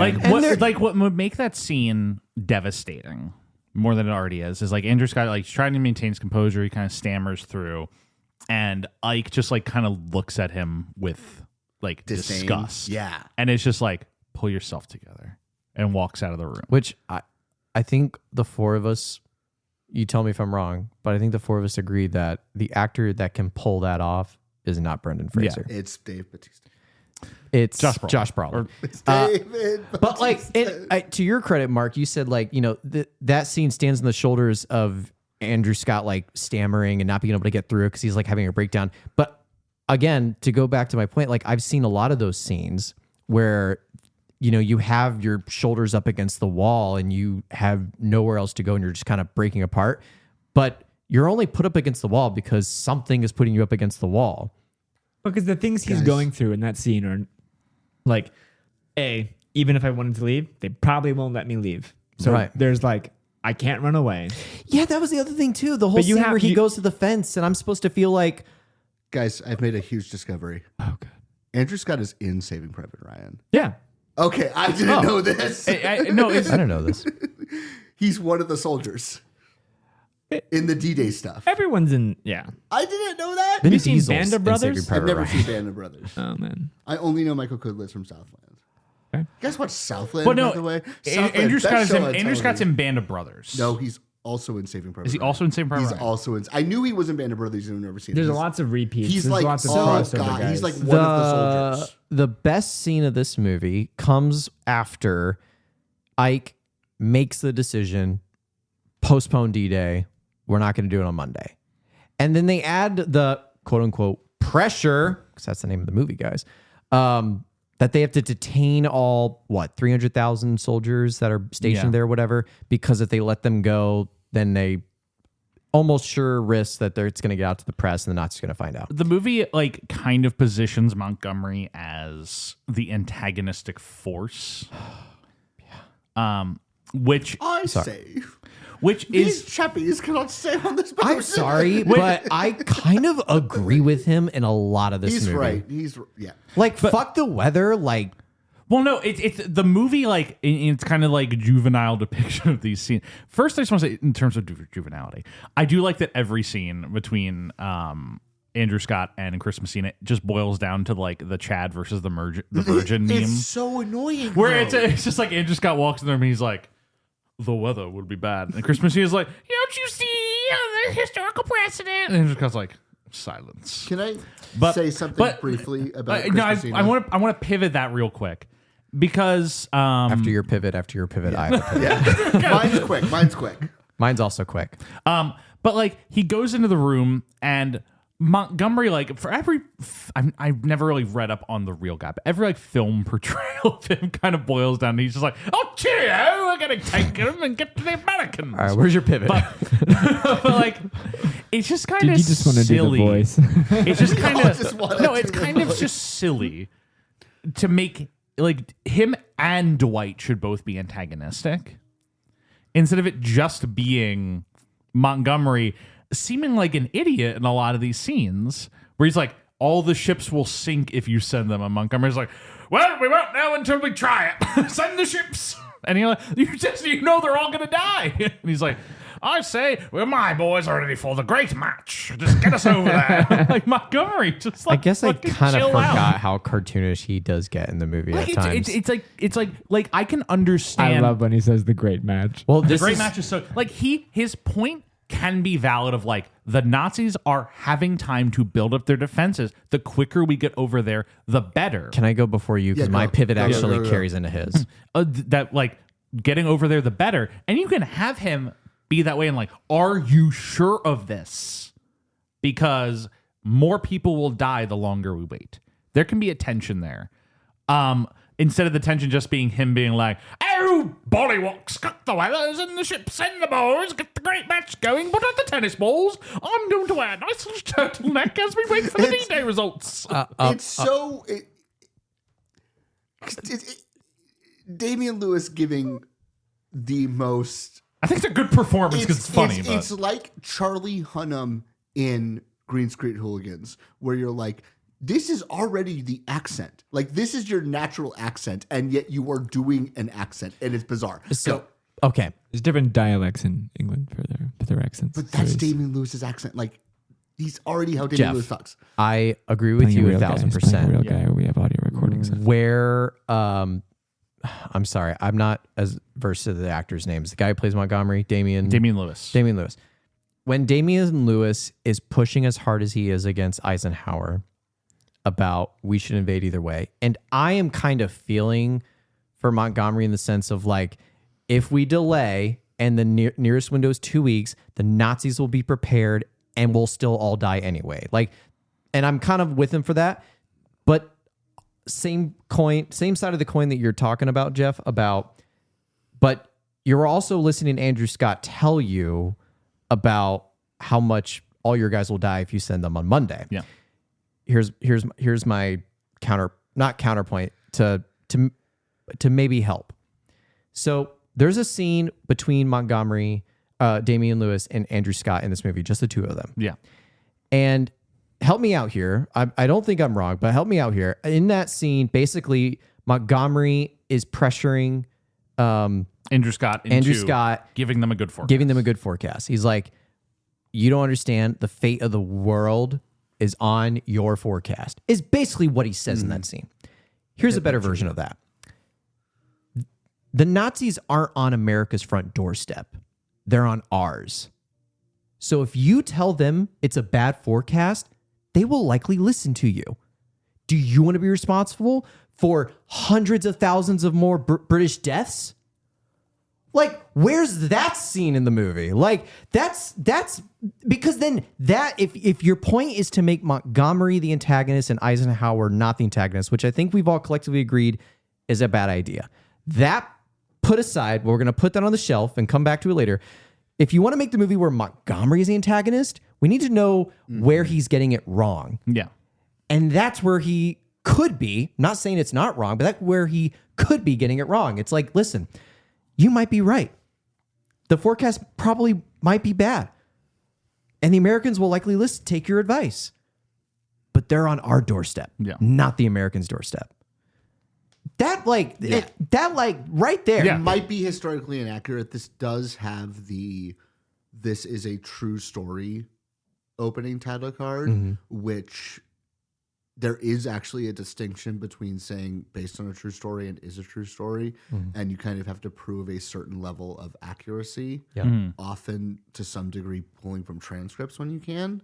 You can't just you can't just willy-nilly flip between based on and is in that labeling. So weird. To some degree it might be boxed in like how you portray this. But if I may. What's everybody's I mean, yeah, please go. I just like what if everyone agrees or doesn't agree? Like, I think that from a storytelling perspective, from a story perspective, I agree. It might be out of their hands. Also, again, based on a play, like again, who knows what's going on in the play. But if I can just say, Chris Messina, when's he bad? He's never bad. When's he bad? You always want to get a little Messina in there. It always makes your movie better. He's fucking cooking in this. Holy shit. That's the American meteorologist. Both burners, right? He's cooking two stews at the same time. I mean, Chris Messina in every scene is just like, the charts. Now let's play the piano, boys. It's like when you watch somebody. It's like when you watch somebody make like a nice pasta out of like 3 ingredients because they don't have much to work with, and you're like, "How the fuck did you do this, man? Why wasn't they gave he you in nothing. Oppenheimer? They gave you tomato, basil, garlic, and you're Why fucking. wasn't It's he in so rich. It's Oppenheimer? all you need, bro. I don't know. Can you imagine if there's April, he's in Air, July, he's in Oppenheimer, how crazy 2023 would have gone? Right. He's so good in Air. Air, another movie this should be more like, right? Another perfect masterpiece that should be more like. Air? Air. Yes. This should be more like movie. a process movie, but with heart. Like, With heart. At the end of the day, I am earnestly not saying I want this to be something like extraordinarily dry. I am looking to your Draft Days, your Airs, right? Your like big crowd pleasing, populist entertainments that still care about the fucking Michigas of it all, right? Like that's what I want. How fucking good is Air, man? Air's good. Can I watch Air I've only seen Air Air's great. once. Air's Oh, great. Mario. Air is so good, Stuart, man. do you like Air? I've not seen it. Dude, you Oh like my Air. God. Air's so good. He makes a shoe. He makes a shoe. He makes the shoe, I'm dude. sorry, Actually, he doesn't make the shoe. He doesn't make the shoe. The- yeah, dude, the basement three makes the is shoe. the shoe. 3 is the shoe. This is Air Jordan 1. Air Jordan 3 is the shoe. If I heard him say 1925 one more fucking time, he pulls up like, look, June 9th, 1925. I do like the thing that makes them like turn to Andrew Scott over Christmasina and gets convinced is when Andrew Scott basically pulls out he's manipulating the data thing, right? He switched and the samples. I do really like He's trying to sell you. He's trying to sell you pro. Ooh, baby. He's I do like trying to that give the you movie, Provasic. I do like that the movie has the dignity to never have a character come down and actually tell you Andrew Scott was not happy that he did that because Andrew Scott wanted to win the argument on the merit of the rival scientific approaches, and not that Chris Messina is doing a bad job with his philosophical attempt, right? But you can tell in that moment when Andrew Scott like breaks down and is like, he switched the samples, that like he is angry at himself for having to descend to the level of saying that Chris Messina is a fraud and not that Chris Messina is a bad scientist conceptually, right? Do you understand what I'm saying? Yeah. And I like that there's no scene where Carrie Condon walks in and is like, I understand that you wanted to win this battle properly, but you lost it in a way that you don't like, right? Like, You're becoming the very thing you thought to destroy. And then he still asks for his help. Another person who is doing an accent that is on top of the accent they already have, right? Carrie Condon does not actually talk like that in real life. You were nice. She's going so Blarney Stone. She could be She's in the she's right potatoes. back in Inisharan. I've never escaped the Inisharan. Oh, they're stealing They my sent Lucky me back. Charms. My Lucky Charms. when the movie flips, though, I think we've already kind of addressed this, but like when the movie flips, though, and he asks for his help. For reasons unclear. Unclear reasons. Yeah, like that really just like, because the movie just spends this whole time Top being of the like, third act reason. What? Top of the third act. It's just shake hands. We're fine. yeah, I'm just saying, I know why Kevin Costner and Dennis Leary come together at the end of Draft Day. Man. I understand I'm with you, the dude. football of it all. I'm with you. You seen Just- Draft Day? no. Oh my god. You would like Draft Day. Stuart. Oh my god. On this, Chadwick Boseman's best performance is a Draft Day. Stuart, you'd actually like Draft Day. Draft Day is so good, Stuart. Draft Day Gotta is watch Draft that. Day is like the least Jeff movie I ever made, and I loved it. It's watching a bunch of guys walk around being like, "I'll trade you 3 football players," and you're just like, "Yeah." sounds good. Say it with me, you pancake eating motherfucker. Vontae Mack, no matter what. Monday Mac- Anyway, What else do we have to say about this movie? not Carrie much, Condon right? is good in the movie. I just same thing with her, same thing with Damian Lewis. I think it's silly that they're doing voices when their natural accents like line up with the accents of the characters supposed to speak. Carrie Condon And is we like live in a post Elvis world, so no one cares about matching the sound of the actual historical figure anymore ever. Carrie Condon, like When she bad, but also she's kind of just in this movie to be for this movie to have like a female character. Yeah, there's got to be a girl. I never understood. There's her no like purpose function to her Well, character. there are 2 story-wise. girls in this movie because there is a lesbian in the meteorology team who never Yes. speaks. Yes, There's and a there's bush all lesbian in the meteorology team. and who there's never also speaks. his wife, who is in 2 scenes. Who is played by generic central casting British. But like, brunette. it's the thing that sucks. Where like Carrie Condon is good in the movie. Her But character has she's- nothing to do. You know what else and Carrie Condon's good in? everything. F1. Like Carrie Condon, bulletproof. But like you watch every scene with her and you're like, this character really doesn't need to be here. And that sucks that Carrie Condon, like as wonderful as an actor, is stuck like kind of playing the superfluous role in this movie. Well, like It would make more sense if there was less Ike in it for her to be sort of like Ike in the room with him Yeah. because, you know, Ike is busy. yeah, you get a like either a bigger or a lesser actor to play Ike. You don't need him in as much of the movie, and she can kind of be his avatar in the room. And then like Ike has like 3 big showstopper scenes in the movie. I think it's just hilarious when beginning of the movie when we see her and she like establishes what her role is going to be. It's like, I am Ike's messenger for everything. And then she- like, that is just- he talks directly to Ike Right, instead of her. like- What if Brendan plays the Messina part? Just flip the you know what I'm saying? Just Like- have him play the fraud. because when it's like Honestly- the 5th When it's Honestly- the 5th or 6th time that Brendan is coming down to the meteorology, and you're like, more why Brendan. does Ike keep demeaning himself to coming to the meteorology suite? That has to be an affectation of the play. Yeah. Right. Well, I mean, the fixed set of the play means that they had to move. I have to assume. So this was directed by Mark's favorite director. Yeah, this is directed by what's his name? Anthony Maras. He's known for Hotel Mumbai. Never seen any Mark's of his movies. favorite movie, Hotel Mumbai. I've never seen any of his movies. Why Mark is Hotel hates- Mumbai my favorite movie? You always say how much you hate it and you refuse to watch it. Yeah. You say it all the time. Why do you hate Hotel Mumbai? I don't know. I just don't like it. He thinks it's offensive to make like a junkie pop boiler. About No, it. I don't- That's what you said in 2018. It's And I'm not saying that to judge you. I'm just saying like that's why you didn't ever see it back in the day. also who did? No one. This is based on a play by a guy named David Haig, who is in Four Weddings and a Funeral, is therefore perfect. Like everyone not named Andy McDowell. He's in the Downton Abbey movie. Which one? The first one. Okay, so he's not in the good one. Sure. The British are coming. The British are coming. What if I just watched Downton Abbey He too? does write plays on some occasions. He was in Florence Foster Jenkins. Well, he must be friends with Hugh Grant because he's in Florence Foster Jenkins' 2 Weeks Notice and Four Weddings and a Funeral. So he's got to be friends with Hugh Grant. But he writes plays as well. But I think this is the most high-profile one. It's 10 years old. I don't know what to say. Who was in the original production? I'm looking this up right now. He starred in it with some British actors as Yeah, I'm reading I think Who did he play? Did he play he played Stag. I think, Stuart, to a point you made about like we don't need D-Day at the end of the movie. The play seemingly doesn't have that for obvious reasons because you couldn't do it.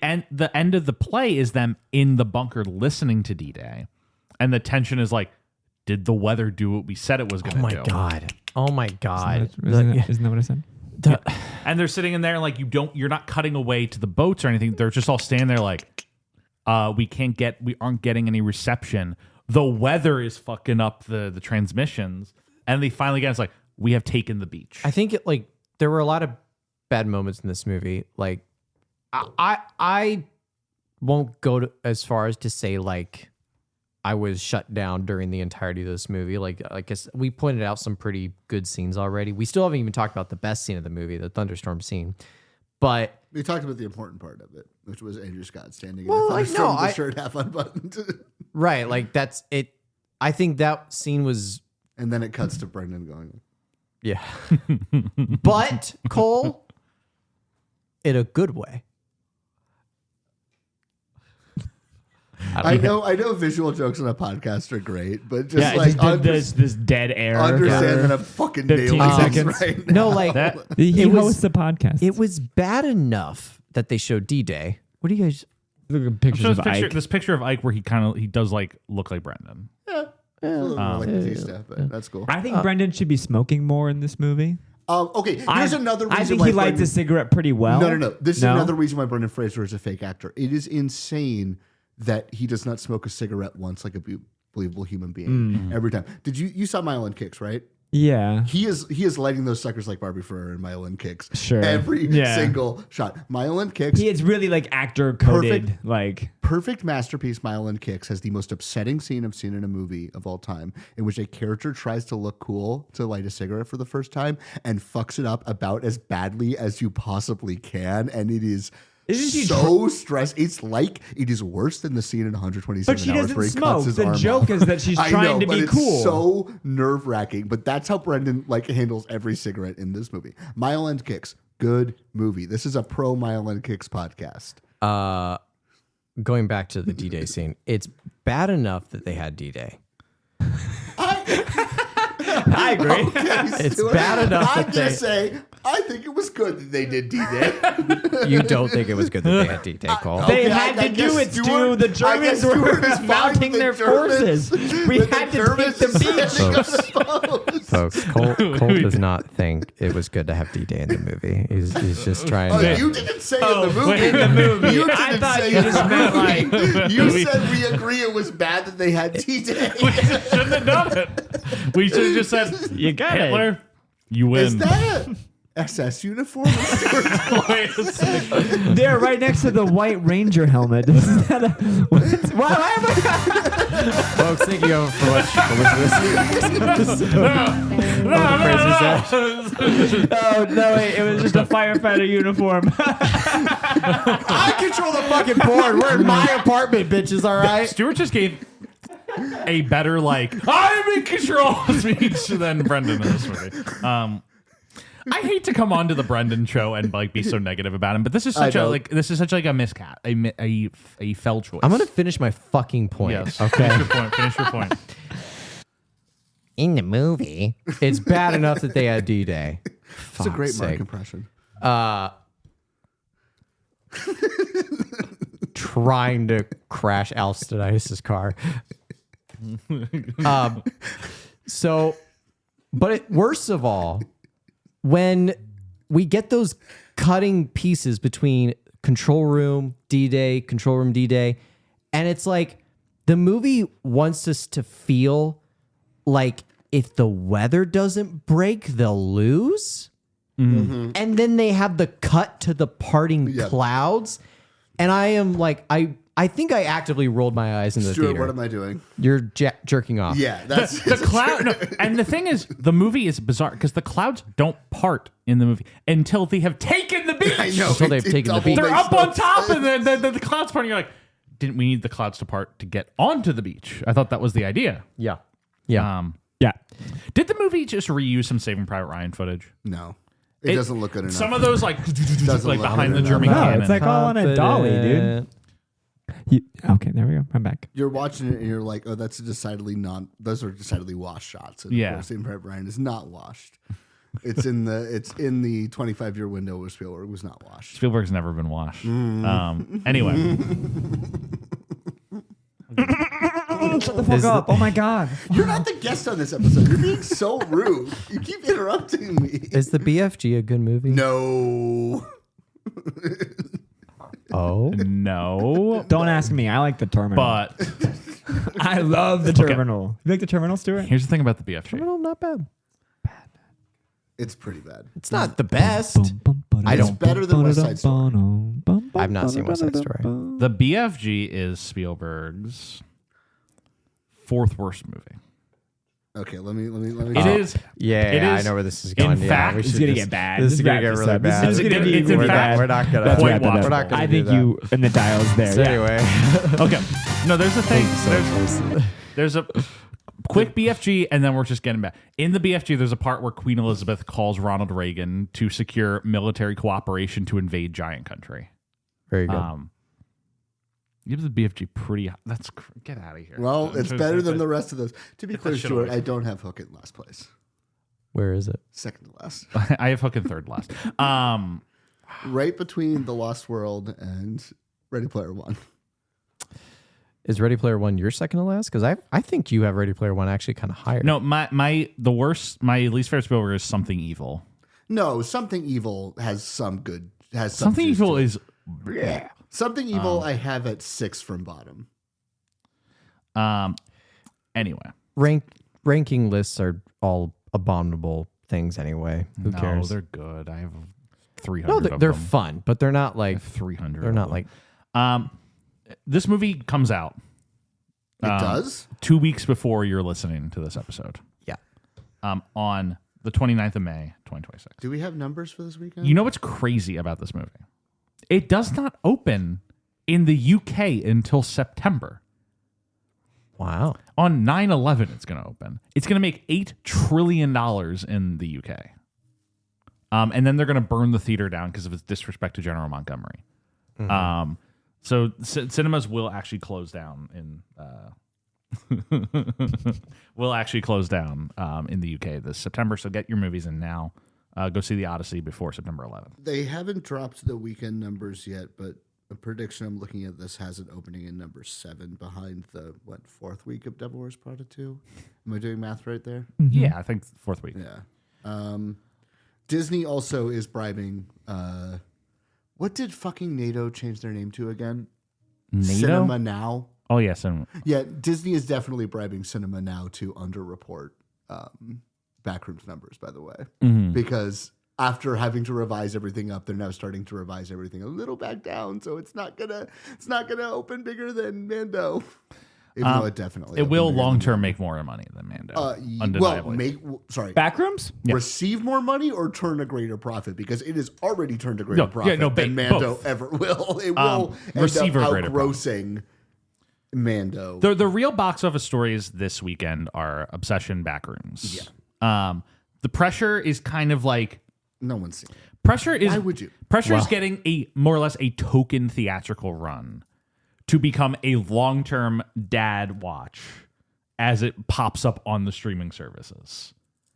Not in the terms of like dads are going to be obsessed with it, but like every dad, when they're opening up the streaming service, sees a World War II movie that they haven't seen, will throw it on, will watch it, will say, huh, and then we'll never think about it again. Do you And want then to we'll move know on to the how next step. abandoned this movie is?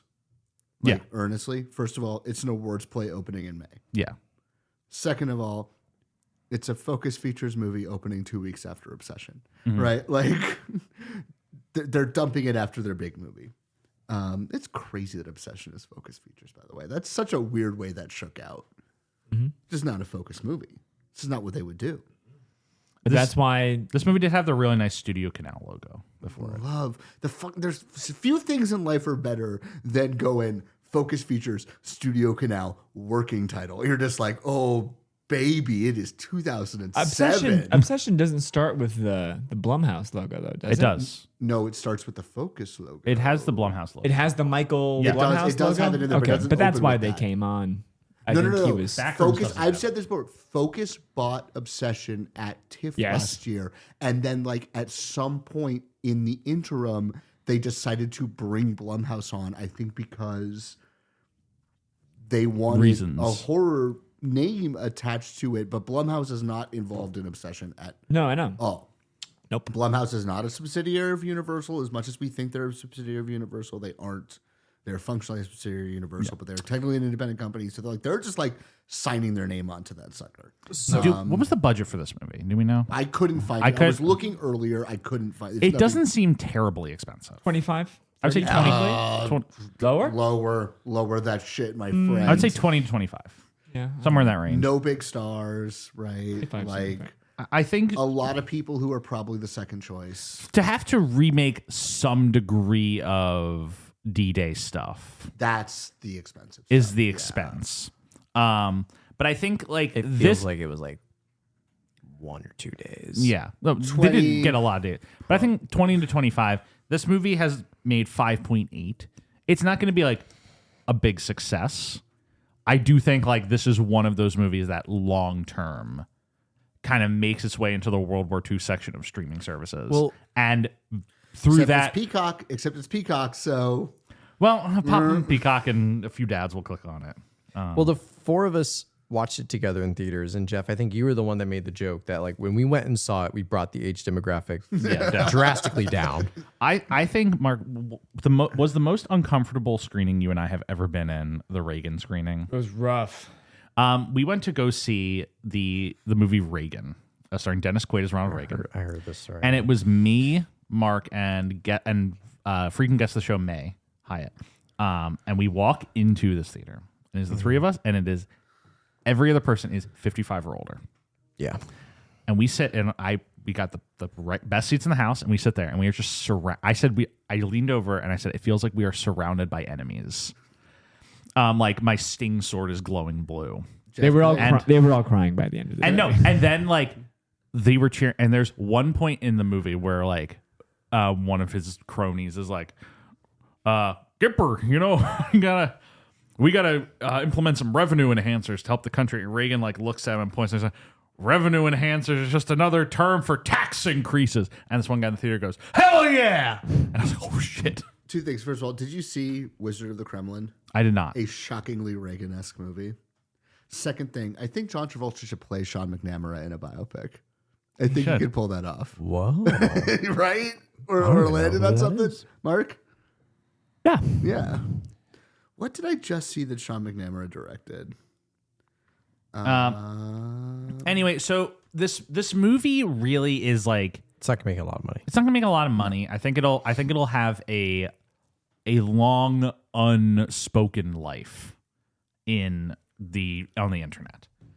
But it's never gonna like enter like World War II canon or anything like that. People will always be horny for Andrew Scott on the internet. This is the most anyone might ever talk about it. Yeah, I Except think so. for the scene where he's in the rain, which will live on tumblr.com. Andrew Scott, baby. Because like right now we're kind of experiencing a shifting in like taste in theatrical exhibition, in a sense. The success of Obsession and Backrooms, I do think, like, is both a good sign for the theater industry. Well, it describes shift in taste. I think like there's been certain appeals to Gen Z audiences that are bearing fruit. Yeah. That I think like Gen Z, the generation that is going to the movies the most, according to recent research. And I think we're starting to see pivots towards appealing to younger Gen Z audiences who are raised in a different culture and understand different touch points. Totally. And Pressure is appealing to an older audience who is not going to the theaters as much. And I think that's really just what this is. See, I disagree. I disagree. I think Pressure is appealing to the older audience who does go to the theater a lot. Because there is a contingent of Well, yes, there's a contingent, but silver viewers who go see everything that's aimed at that specific like window. But this movie is appealing. The target audience for this movie is like my dad or my father-in-law. Yeah. Guys who will go to the movie if there's something they want to see. No one in the theater with us today was like, I don't go to the movies that often, but I'm coming out for Pressure. Those Exactly. are the people who fucking saw. Mark, what's some middlebrow thing that came out 3 weeks ago? Just like, yeah, any other focus movie or like, Those are the people who But saw like you don't Ammonite. make like a Brendan Fraser. No, not Anemone. Those are the people who saw Anemone in the theater. You don't make like a Brendan Fraser World War II movie if your goal is not to try and like get some of the normie boomers to come see Well, it. your goal in making a Brendan Fraser World War II movie is to get Brendan Fraser another Oscar nomination and the money that comes from an Oscar nomination. And the problem is then you see the movie. Yeah. And But then you you w- remember that it's Brendan Fraser. Well, on a financial, like, you want to get So the excited you want for the Mummy 4. normie It's going to boom. be a train wreck, but they're such good directors, man. You I'm want to so get the excited. normie I hope we boomers to find go an see outlet it. to talk about it. And Yeah. the normie boomers just aren't coming back to the theaters. I think that is like just a kind of something you have to start writing off. Is you're not getting the normie boomers to come back. They're done. They're not coming back to the theaters in waves. They'll go see 2 movies a year, and those movies are going to be like Oppenheimer. Yeah. And they will go see Oppenheimer, and then they will go see like one other thing they heard is good at the end of the year. Yeah. And that's it. You have to write off that demographic and like not really make the movie to appeal to them. So you're telling me I shouldn't tell my grandma to go see Backrooms? No, you should tell your grandma to go see Backrooms. Well, no, because it's I like more like Jeff, more like Honk Shooms. Hong Shooms. I You don't like Backrooms? Got him! I liked like it Backrooms? for reasons I really haven't can't say seen on it. mic. That I can tell you about. That movie made me think of someone who I know in real life. And the second I thought about them, it really like galaxy brained me from thinking the movie was okay to liking it. Must. I think the story is that good movies can make Good movies will make money. Will make money regardless of whether like you like Obsession or not. Yeah. The story there is that people are liking people that like it. movie and recommending it to other people. It's a word of mouth hit. It's a word of mouth hit. Make good movies. People will come. But People will come. this happens 3 times a year. It's true. Is the thing. It's a lot. This it's happens a, 3 it's, times it's a year. cyclical. This isn't even. I'm aware a movie growing over 2 weekends outside of Christmas has not happened since E.T. But like, you know what else grew after its last opening weekend, and everyone was like, oh my God, movies are back. And then they forgot about it until the next time they could say like, oh my God, theater's back. Is anyone but you, right? Anyone but you, not a movie that is like easily sellable as like, well, we're targeting the Came out over Zoomers. Christmas. Yeah. I know, but I'm saying like, but What? a lot of people have been saying like, Backrooms is the first No, movie I think you're to grow two weekends in a row, not over Christmas, since E.T. 40 years ago. And they're like, and this is definitive proof that movies are back and the Zoomers are a concrete audience. And I'm like, the fucking story post-COVID has been, how many movies can I name that people have said and had a good case for saying the theaters are finally back post-COVID? The thing was that everyone got their fucking dicks in their hands and got so horny for being like, movies are dead. Yeah. Theaters are over, right? Because they were cashing those Netflix checks. And then like the second like the fucking vaccines were out, people were like bouncing back. Like, what was the first movies are back movie after COVID? It was No Way Home. And everyone was like, this was an excuse. What was the second movies are back movie after COVID? It was Uncharted. Does anyone remember that Uncharted did an on par box office performance, not adjusting for the pandemic 2 years later? Like, and then like 3 months later, fucking 6 months later, you've got Maverick. Like you've got Barbenheimer. You've got like, it just keeps, every 3 months there's another movie that is like movie theaters are back. They're just back, guys. Yeah. They've been back. They didn't. I think the story is overall about the steady growth year to year since the pandemic. Yeah. And I think what all of these movies are kind of indicating is like, what is in 5 years the main makeup of movies going to be?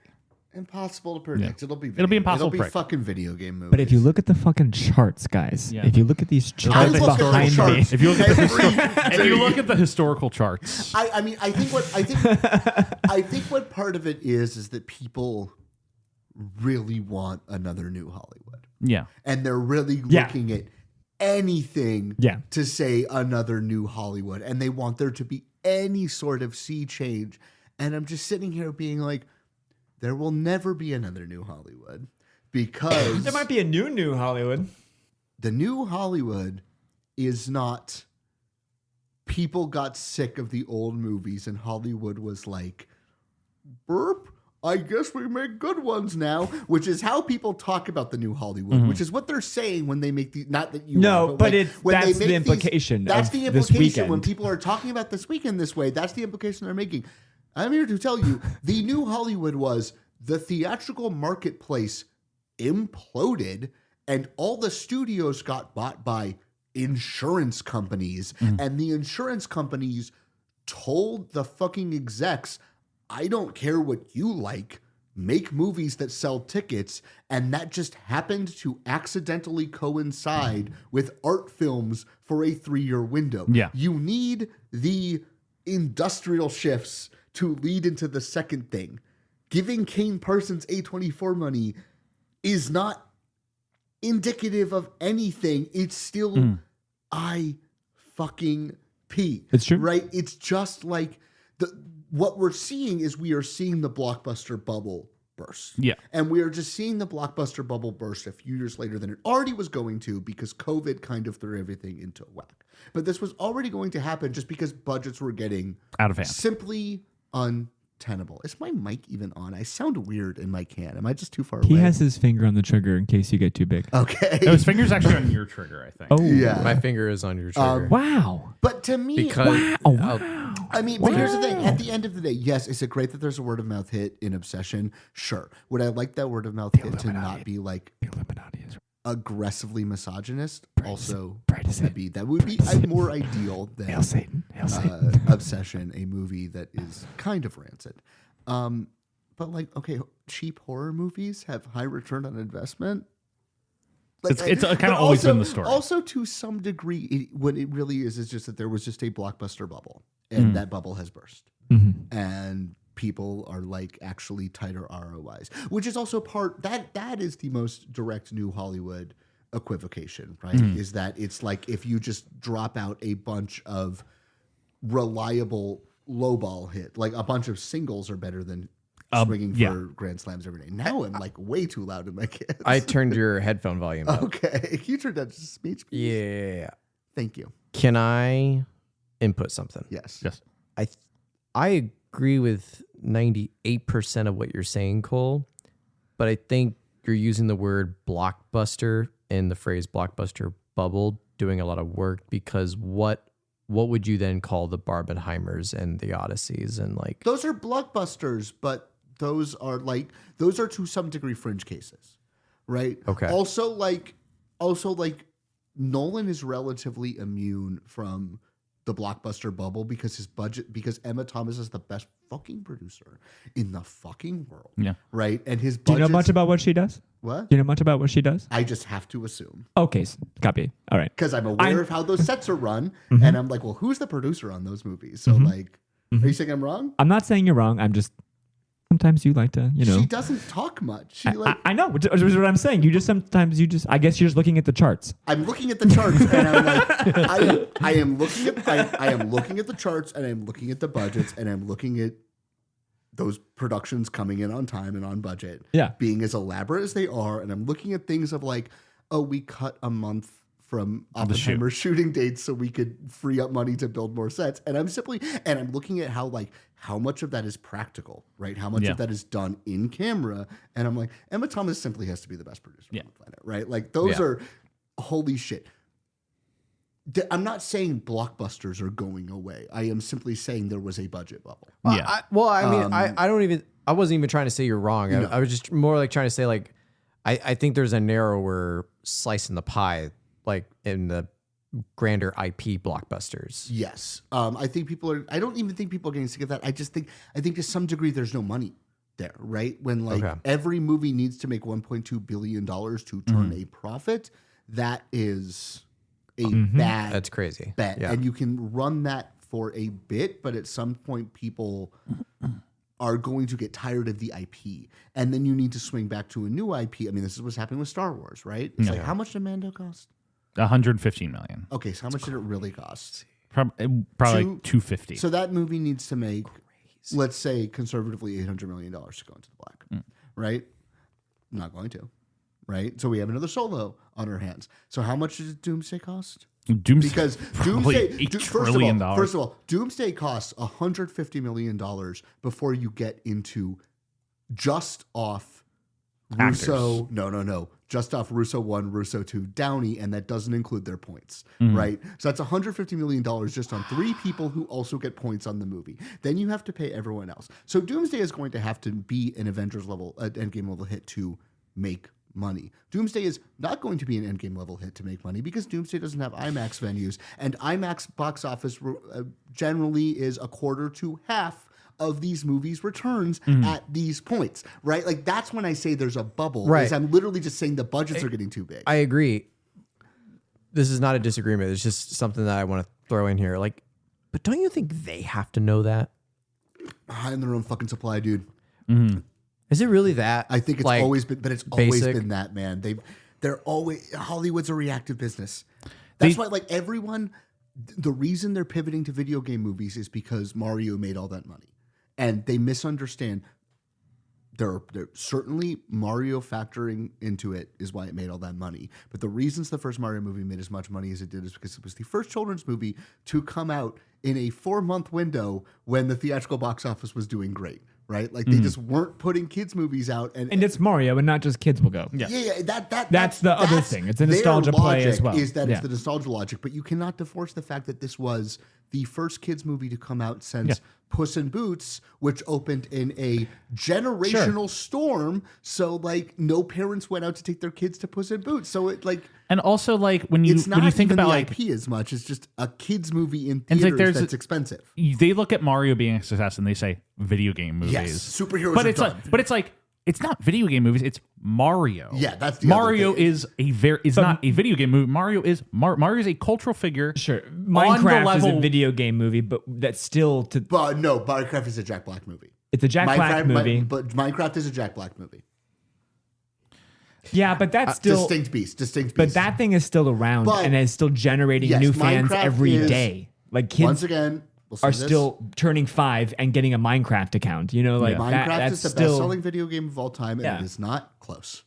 yeah. Yeah, What's number 2? unclear. I'll look it up. But last time I looked it up, it was like But it was. it's not video game movies. It's You're right, though. It isn't close. the video game movies that have been successes are like Mortal Kombat 2 did not do great. and they thought it was going to do Yeah. incredible. That's like big thing that I'm like, I have like a reality shift for you guys because it's like, you mean to tell me like I feel like we've been on this page about Avengers Doomsday being like, really? 3 years ago. Yeah. Like, buddy, what- I've been. What am I smoking that makes me like thinking that like people aren't globally aware of this? Like I would, if I were Disney, be like, GTA 5, by the way, is the second That best. makes sense. But But, like- $100 million less copies sold. I have to think that like you have these studio execs and producers that they have to have some level, even a shred of awareness of like people are tired of these movies, but we put $1 billion That's the problem into with that's the thing with Doomsday is they looked at all of the Marvel movies for the past few years, all underperforming, with the exception of No Way Home and Deadpool and Wolverine. and Wolverine. And to a lesser extent, Black Panther, which still underperformed, but It was did not a flop. underperform, but it But it wasn't a flop. And they look at that and they say, well, what people don't like is all this new stuff we're doing. So they go back, they say, hey, Russo brothers, you'll make another Avengers movie. Robert Downey Jr. will be in it. Chris Evans will be in it. No Way Home. And then it's just like, well, we'll just put all those things back, and it worked before, so it will work again. Yeah. And it's probably not going to work as well again. No Way Home was not a hit because they brought back the older Spider-Man characters. No Way Home was a hit because it was the first blockbuster to play in theaters, in real blockbuster. Yeah. Like they didn't have like the stink of failure on it like Black Widow and Shang-Chi did. First real blockbuster to play in theaters in like a somewhat safe, healthy marketplace Yeah. in 2 years. Not like Tenet, where it was the only movie in theaters. like that is why No Way Home opened big. If No Way Home didn't have Toby and Andrew in it, it would have made an identical amount of money. Deadpool and Wolverine was a hit because people like seeing Hugh Jackman as Wolverine. Yeah. But that is a fluke. Like Hugh Jackman and Wolverine is a kind of fringe case, and you hadn't done it in almost a decade. And guess what? You already burnt it. So you're not getting that like You can't do it again. you can't do it again. You can't like bring him back, but now he's like in a fun one that's R-rated. Like you've already done that. They're selling Doomsday on Patrick Stewart and Ian McKellen are And back. no and one it's like, gives a shit. It's like, I've watched Patrick Stewart die 3 times. It's like you know what earnestly I suspect will be a hit? Isn't McKellen in this Gollum movie? Yeah. See, I think there's going to be an earnest nostalgic like box office bump over we get to see McKellen as Gandalf again. Yeah. But I don't think there's equivalent. I case also for- think it's just Smeagol. sure. I do think it's like I don't think whatever there's he looks like now, that any they of can this. make him look like now. It's like people will how freak out. it's like how do you fucking stem the tide of Star Wars movies flopping? Like you have that break glass in case of emergency. It's bring Daisy Ridley back, right? Like They're trying. I know they're trying, but like that's the break glass. Like there is certainly still an appeal of there's a nostalgia button, an IP button you can hit to make the money, but it is like fringe cases that more have to do with actors that people like. Yeah. Right? And actors that people like in specific contexts and not in any other context, because Lord knows I'm the only one watching non-Star Wars Daisy Ridley movies. And every time I'm like, she's so good. I saw We Bury the Dead. It wasn't very good, but she's fantastic. I mean, at the end of the day, it just sounds like that, you know, with the big blockbuster bubble bursting, that a lot of the major studios are under a lot of pressure. Can I make a formal prediction that these two have already heard? Yes. I do think that Dune is going to have a bigger opening weekend than Doomsday. Well, They open on the same- man, The only reason I that's don't so think that- controversial. the it is. It is. Really? It is. The only Really? yeah. Everyone thinks Explain that to me like I'm 5. That it's controversial to say Dune's going to open bigger because than Doomsday. every Avengers movie has opened bigger than any Dune movie. Like the Avengers. Avengers Endgame opened to $1 billion. Yeah, it's the opening biggest weekend. opening weekend of all time. They're The like last time they did this. But you know, but what Dune movie was coming out when Endgame came out? no. the Dunes are later. But the Yeah. Dunes, no, the Dunes have always opened on a lower floor. But I am here to tell you, the future and they're rated R. they're rated R. The future of, and I've seen the numbers to back this up. I've looked at the damn charts, Mark. I'm not Chris Messina being like, this is how it worked pre-COVID. I've looked at the post chart. The post-COVID future of the blockbuster is premium format. Yeah. Audiences fucking Top Gun into Oppenheimer into Avatar in Sinners. between. Way of Water in No, between. I don't think Way of Water really trained them to do this. I'm including Way of Top Water. Gun into Oppenheimer into Sinners trained audiences to know that you go to the IMAXs, you go to the Dolbys, you go to the ScreenXs, and the ratios of what those like that percentage of the box office has spiked in the past couple of years. It is so huge, and the fact that Doomsday is blocked out of those because they moved on to that Dune weekend. I think it's gonna move. I think it's going to move is the thing. I think it's going to move. There's no trailer out this summer in front of the summer blockbusters. It's going to move. This is the only unless reason it comes out with Toy Story and they're like, we're locked in. No. When there was no Doomsday trailer in front of Mando, agree. I was like, oh. I 100% agree with you that I think it's going to move, but if it doesn't move, I do think Dune. Well, I was takes a bigger surprised they opening didn't go up to weekend fucking because November, dude. They don't have IMAX fucking screens. I know, but when she left, she left those weeks, she left because they were. I mean, she left because they were. We're talking about Narnia, by the way. Narnia moving in yeah. November She left freed because up 2 weeks, and I was like, they didn't finish fucking it in time. Doomsday. They're Hello. worried about Hunger Games, dude. They put Cliff They Booth are on. not that confident in that movie, dude.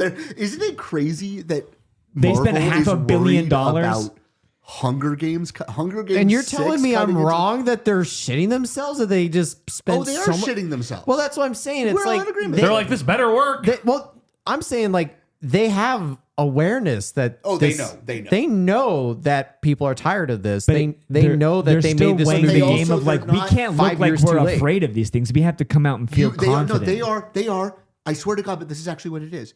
They are Chris Messina, and they are like the only way I can defend my job is to point at past performance, right? Yeah. Like Hollywood. tie back. But this I'm gonna is shake your hand. This is how Hollywood has always traditionally worked, right? Is that it is a It's always how traditional Hollywood traditionally worked. it is a reactive business, right? It is a I'm a very traditional guy. conservative. It is a very conservative reactionary business in that they are always trying to chase the last thing that hit, and this is why so much of the actual like sea change moments in Hollywood history are independent movies that overperform because those are willing to take risks, right? It's your Blair Witches, it's your Billy Jacks, it's your I don't even know what's another good example. Paranormal Activity. It's your I don't Paranormal know. Activities, Something right? that's not But horror is the thing right now. Billy Jack's not horror, but Paranormal Activity is a great example of this, right? Like because that's not just in terms of the release pattern. That's not just a mirroring of the Blair Witch release pattern, right? That is like a classic Carney-esque roadshow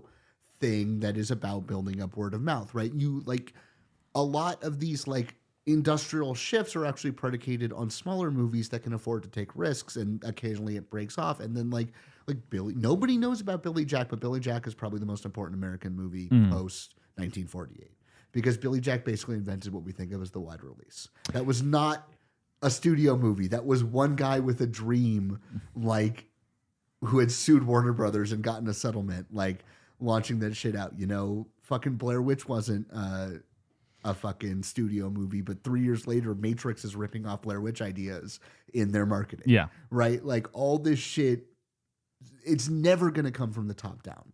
Right? And if we are going to see that Obsession and Backrooms have some sort of legacy, I fear the legacy is just going to be give it to the kids, right? Which is good. I'm fine with like a young crop, like younger directors getting studio jobs. I would like some of them to be women or not white. But it feels like the correlation between and including what's the Markiplier's name is that these guys have some sort of following, right? All three of them have like millions of But followers that's on only YouTube. true with Markiplier.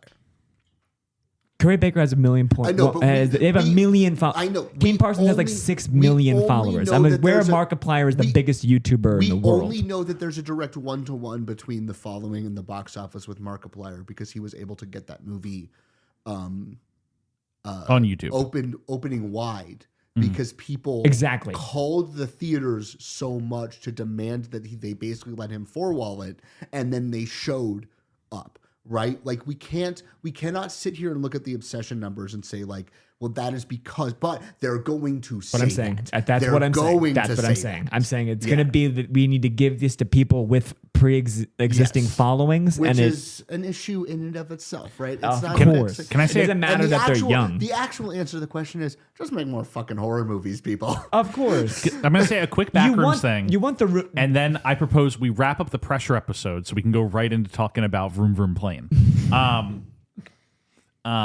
We need to switch places. As you need to switch I'm places. saying right here. Okay, But- this is the better microphone. But I saw Backrooms yesterday. I'm sorry. And regardless of my thoughts, anyone's thoughts on the movie, the movie is much more trying to be a movie than an extension of the lore of the YouTube series. It's about drama. Yes. Well, even whatever it's about aside, it's like you would think it's just trying to capture the vibe and like the kind of lore of the YouTube series.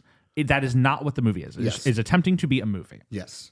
And Poorly. I went to go see it, and it was me, and I was surrounded by Gen Zers. Yes. At this theater, they were ravenous for Backrooms because they love the YouTube series. Yes. The movie ends. Guy behind me, like big fan of the back. I could tell he's a big fan of the Backrooms YouTubes, which is like, that was it. We didn't learn anything about Systech, I wanted more lore. and I was Part 2 plus. and I just like realized like, oh, I enjoy Backrooms. I like Backrooms, but I'm just realizing in that moment like the fan. This isn't what the fans wanted, and I was like, that's so Did you interesting. did you see B- cinema score? Yeah, Oh, it's going to be a pretty harsh drop. I was like, that's very interesting. I mean, the real lesson that Hollywood should take from Backrooms is Say it that slower. Renata Reinsve is $100 million opening. Yeah, sure. Like, that's a star. Dude, I was Open so excited when your- it started because I was at least like, all right, well, she'll be narrating the whole thing. And then Open- I was like, oh, was she snoring during her Open- narration? She's like, that's why you... Well, it's supposed to be her tapes. Yeah. No, I Her, know, like, dude. sleepy She's fucking... tapes. Oh my Neon, God. Neon should open. She records them right before bed. Neon should pull a movie and open Fjord in 3,000 screens. I think that'd be really funny. Also, everyone get ready for Christian Mungiu to get a Best Director nomination at the Oscars this year. Because Fjord is going to be Neon's big Oscar play because it has a Marvel actor in it, and they're going to Tumblr that shit into a hit. Neon's going to want it to be something else, and they're going to be like, Big fuck Sebastian you. Stan Big territory. Seb Stan. Cole, how do you feel that they start filming the Batman Part 2? A A movie you said would never start filming. Do you want to repeat the joke I made to you yesterday? I don't want to repeat anything you say ever. Okay. It's Monty's fake army. Cole has long contested the Batman Part 2 was not going to get made because they wouldn't do two separate Batman projects, and now they're filming the Batman Part 2. Also, that it was very clear to me that nobody wanted to make Batman Part 2, right? Like Robert Pattinson is an old man. You've seen the Batman. You are aware that in the Batman, Pattinson is like the young, inexperienced Batman. You aware that Pattinson is currently older than Christian Bale was when he shot The Dark Knight Rises? Wow. Where he Isn't that plays an crazy? old Batman. Yeah. That's crazy. No. Matt Reeves clearly did not want to make it. Like He had nobody something going on in his life. No one wanted to make that movie. Matt Reeves, like, they never really got anything. I mean, Something was happening. My broader argument was correct. Yeah. My broader argument was correct, which was that they were saying they were going to make two Batman movies at the same time, and I was like, no, they're not. They're not. And gonna they just do that. haven't touched the other one. And no, they canceled it. Yeah. They firmly canceled Brave and the Bold. They said That's this great. was a dumb idea to try to double compete for the same market path, and so we're not going to do it. Batman will just not be in the Superman movies.